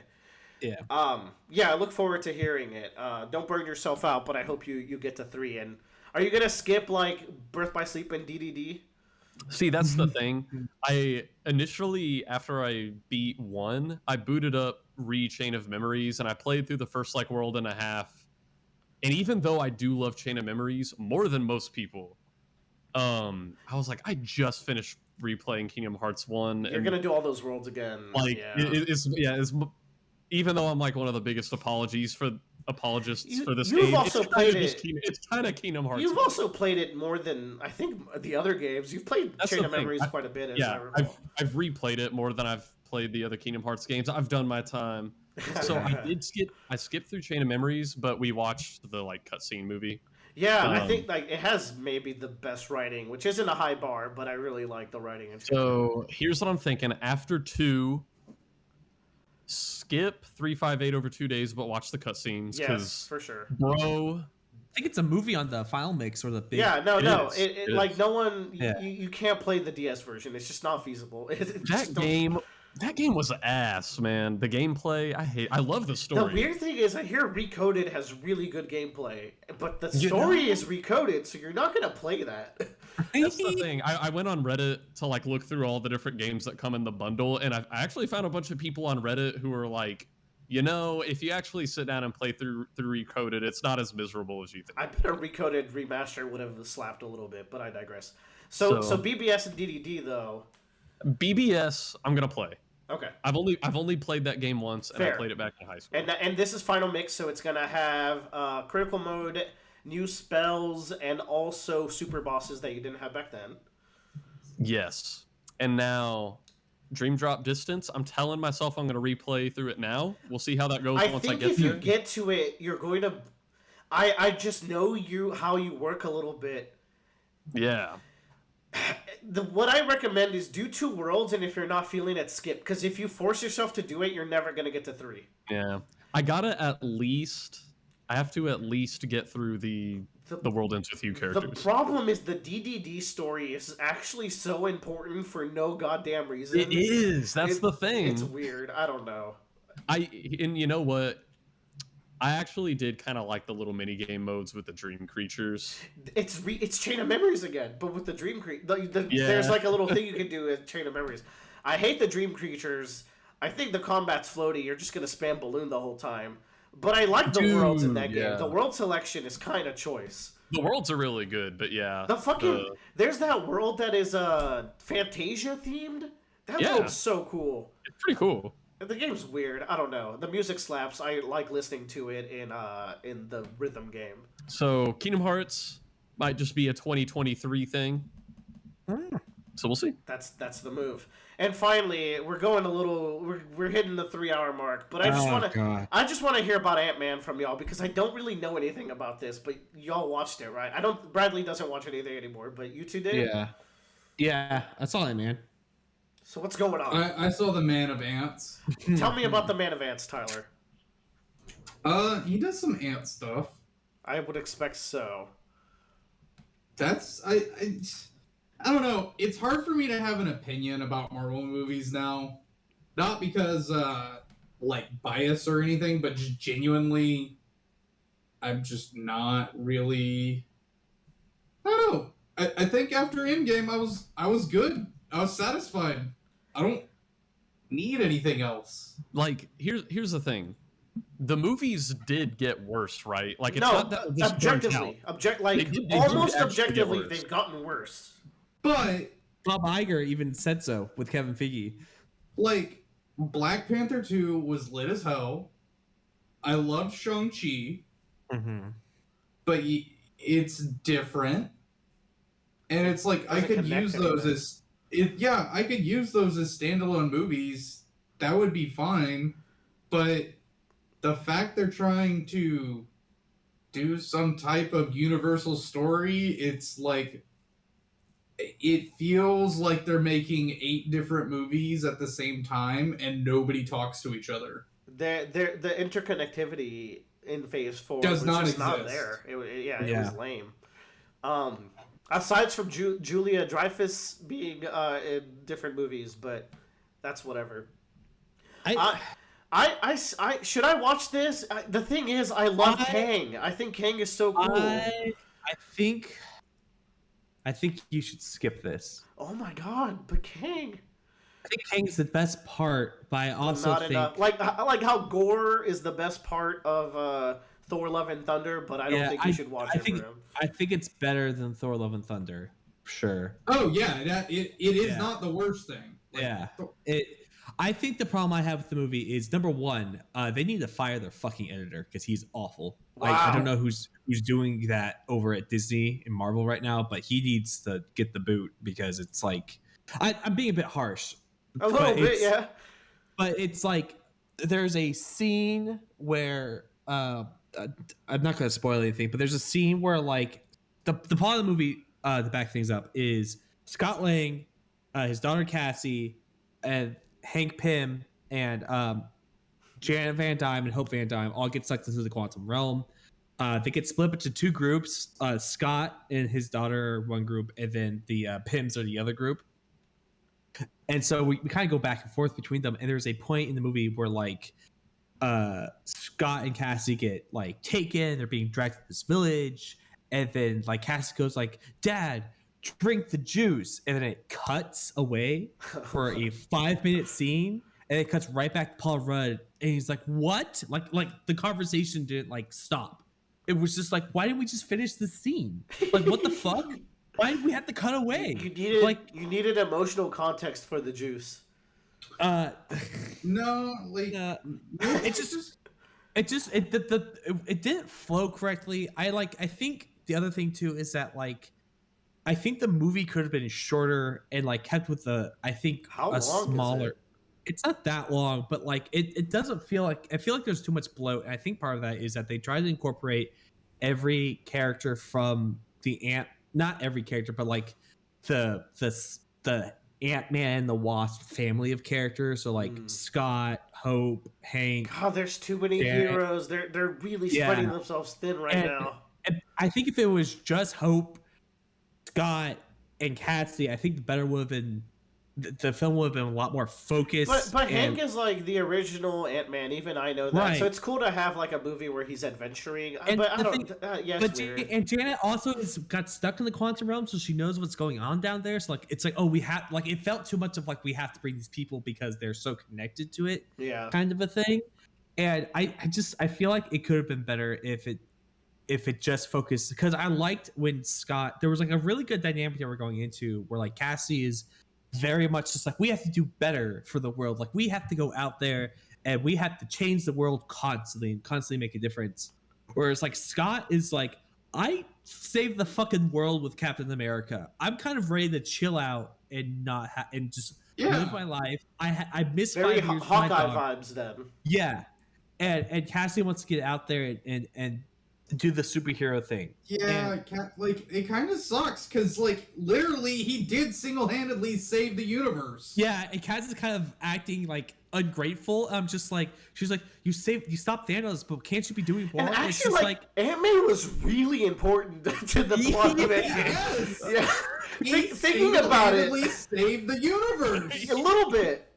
Yeah, so it's just like, I thought that was a good dynamic where it's like, sometimes you can't save everybody. I thought that would have been a really good like teaching moment for Cassie of like, sometimes a problem is just way too big and you don't have the power to do it. Like that's great because he's Ant-Man. He gets small. Like that's a good kind of thematic tone you could set there. And it can lead up to Kang being this huge threat that they're going to have to get other people for. And I just, the movie doesn't do that. Like it feels like it missed a lot of opportunities.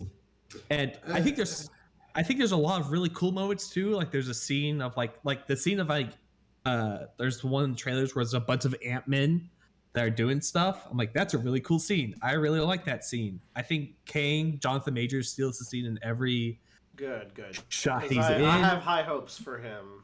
And a controversial take is that I wish MODOK was going to be in later things. I saw pictures of MODOK. Yeah, it's hard to believe that they're real. I feel like I'm being japed by the internet. The thing is, like you're not. Yeah, the thing is like with MODOK is that he's so goofy looking, but they could have made that a really menacing character because he's so stupid looking. The one thing that the Marvel game, the Avengers game, did right is that they made him like metallic. I think that's a good in between. Mm-hmm. See, now here's the thing. It would have been fine if he had just like the entire MODOK concept would have been fine if he had been wearing a mask the whole time. They would have saved on budget. Yeah. And like green screening, maybe. Like it would have saved so much money and made the movie better if he had never taken his mask off. Yeah. So, okay. It seems like you guys are like, it's probably like a 2-star, 3-star kind of situation. I would say like 2.5, 3. No, it's 2. 3? I would watch a 3, but yeah, 2. No, I would say 2.5. Joe, it is a hard 2 because the main whatever problem for the entire show is simply one character withholding information for everybody else for no reason. Oh God, no! I hate that shit. Yeah. That's the other fucking. Janet is a terrible character. And Joe, that is how hard 2 it is because both you and I blocked out that information. You're correct. I completely forgot about it until you just told me. That's hard 2. It's like, Janet is so bad in this movie. Oh my like God. it's really bad. She is actually worse than the guy who wants to kill everybody. Yeah. It's comical. Literally and ironically. I could understand the point of like, I'm out of the quantum realm now. We'll never go back there. I don't need to divulge this information. But as soon as you go in, it's like, oh fuck, I should probably tell you what all happened. Like that. Were they trying to tie some like thematic storytelling? How Scott doesn't want to save everybody because he just wants to live his life, but I don't know, man. What's the mom's name again? Janet. Yeah, Janet also just wants to forget everybody she should be saving and wants to live her life. I guess that could be it, but like it doesn't execute well. Now it would have been better if it was just Scott, Janet, and Cassie because you have that dynamic there about responsibility. But there's so many characters spread out that it just gets messy. They do half of a Thor Ragnarok rebellion in it. Half? I don't know. Yeah, you remember? So in Thor Ragnarok, they like all the slave warriors lead a rebellion with like the rock guy and the bug dude. Yeah. They do that literal same thing all over again. They do that. Except it's got Cheaty from. It does. Let's go! Yeah, I do like Chee's character in this movie. I thought it was kind of funny. I don't want Cheaty to be wasted here. I like him too. Oh, he's absolutely wasted. Fuck. Yeah. They did the same thing with they did the same thing with Pillboy in Loki, where he's just like a desk dude. Pillboy has probably more recognition than Cheaty. Yeah, that's true. See, here's the big William difference. Harper's still new to the. Cheaty's jacked as fuck, though. He is. He's a hero. Yeah, he is. He totally is. I think it's Solid 2. It's just interesting that you said I should skip this, knowing that I'm interested in the Kang storyline. And, like, here's where I'm at with Marvel. Yeah. I'm at the point where it's like, if Guardians 3 is bad, I might just drop the universe. Like, I might just stop there, aside from, like, hey, there's a Friday night and you guys want to go to the new Marvel movie and and I don't have anything to do that's better, which I will find things to do that are better, but if it's like, if I really have to, I'll go watch the new Ant-Man 4, whatever, the Thor 6, but the thing is, like, I'm also kind of thinking I should at least follow the Kang storyline to the Avengers movie that's coming up. But if debatable. But if this one's bad, maybe I should just maybe Guardians is my last little litmus test to see if they can be saved. Caveat: you could watch the last 30 minutes of Ant-Man 3, and it would make sense going into the next movie. I see. If I get really hyped about, I don't know, if it drops on Disney Plus soon, I might just throw it in the back and have it. I mean, the next Avengers movie, it's gonna be the Kang one. No, it's not. It's Kang Dynasty. It's the Julia Louis-Dreyfus movie. Thunderbolts. That's the next Avengers movie. But movie. It's not Avengers Thunderbolts. It's Thunderbolts. It's Thunderbolts. Whatever. They're putting 8 heroes in a movie. It's They love doing that these days.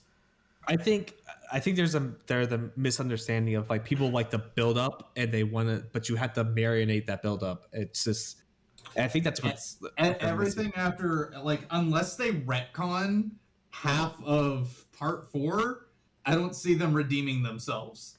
I think they literally had the greatest movie empire, and then they literally greeted themselves to death by making things too fast with too little care with too little budget.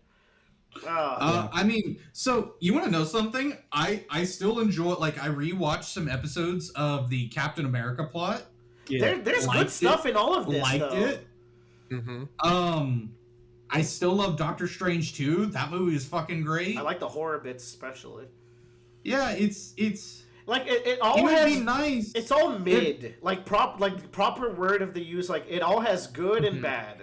Yeah, I wish all the good things were separated, because there's no, like, they're not even trying to tie things together. They're just still making some content, and they're making Marvel movies that don't tie into stuff, and that's okay, but I wish they would double down on that concept. Disney Plus was genuinely a mistake. The great thing about Disney Plus is I get to watch Simpsons whenever I want. That's the thing. Plus. Should have just thrown that shit on Netflix. Yeah. What was I gonna say? Oh, don't forget. No one has addressed the Eternals man sticking his hand out of the ocean. That's not real. That got retconned. That's another universe. Always has been. See, I thought that was going to be the great twist, is that all of the shows we've been watching were on different. That's how they retcon it. That's how they bring it back. Is they just retcon, half the shit's been in another universe. No, because all That's the gonna be what Loki 2 is all about that. Tyler, all the shows love masturbating about the Avengers, and they talk about the things that we watch in the movies, and then the only thing Ant-Man made canonical is that there's an Avengers in every universe. True. Sure. Anyways, Bradley, you're gonna watch the third Guardians, or are you just completely checked out? I think I'm checked out, man. Man, not even Guardians, but what? But the I mean, maybe. James Gunn, believe he made even Suicide Squad good. He can do anything. The problem is, I feel like it's not on him. I feel like it. Yeah. I feel like it's other people that he would have to work with that make it terrible. I can't believe one of the only Phase 4 things Bradley consumed was Eternals. Man, funny. He said that's enough. That's the thing. Yeah. Like, it was like the first Eternals didn't have to be bad. Like, it's basically Chrono Trigger, which you're 90% of the way there. They just didn't stick the landing. It's Eternals is just a misfiring direction. I think they also need to get somebody that can actually edit a film, but that's just me. Anyways, let's wrap up this podcast. We went over, so we'll just cut it nice and clean here. We also did a lot of goofy talks. What are you talking about? This podcast is only 2 hours long. We made an hour-long shorter podcast earlier this month. Sorry. Yeah. We were. Yeah. Anyways, thanks for listening. Thank you guys for being here. Yeah. It was nice catching up and seeing all the things you guys have been up to, as always. Mm-hmm. Yeah. Don't forget Ted Lasso season 3 starts tomorrow. I'm so excited. Yeah. I'm actually, Tyler, that is one of the best blessings you have given us. I gave you Severance, you gave me Ted Lasso, both on Apple Plus for some reason. Actually, I watched that before you. No. Yeah. You did not watch Severance before me. I thought I did, because I came back and I said, look, this character's Willard. No, well, you did that after. No, the Willard character was from you. You've been typecasting me for a while. Fun fact: is the Willard character? That actor is in Shang-Chi. Really? Yes. I didn't see. Yeah, it. He's on the bus during the fight scene. Oh shit, that is him. That is him. He's also in Spider-Man: Homecoming. Do a flip. Is he doing a flip? He's the guy that's doing a flip. Yeah. Anyways, you've been doing this. I did Severance first, but anyways, I'm looking forward to it. There was something else that's coming up that I'm really excited for. John Wick 4 comes out later this month. I think John Wick 4 is going to be bad, but I will watch it. It got a perfect 10 for my GM, but that doesn't say much. They're not known for their movie reviews. They're not known for their reviews. There's the Exoprimal demo that I'm keen to check out. Oh, this Saturday, hell yeah. And then there was something else coming up that was super. Joe, I think I needed you to actually play that with me on Friday night or like Thursday at midnight. I'll play whatever. JoJo Land, yeah. Because I'll be busy Friday. Yeah, I know. I'll play. JoJo Land's also, I think, potentially coming out this week as well. Yeah, maybe later this week or early next week we should talk about JoJo Leon and JoJo Land's brother. Yeah, definitely. All right. Well, coming out this week. I feel like there was another movie coming out this week. I might be crazy. The halal guys I ordered got here a little bit ago, so I'm gonna stop the podcast. Goodbye, everyone. Bye.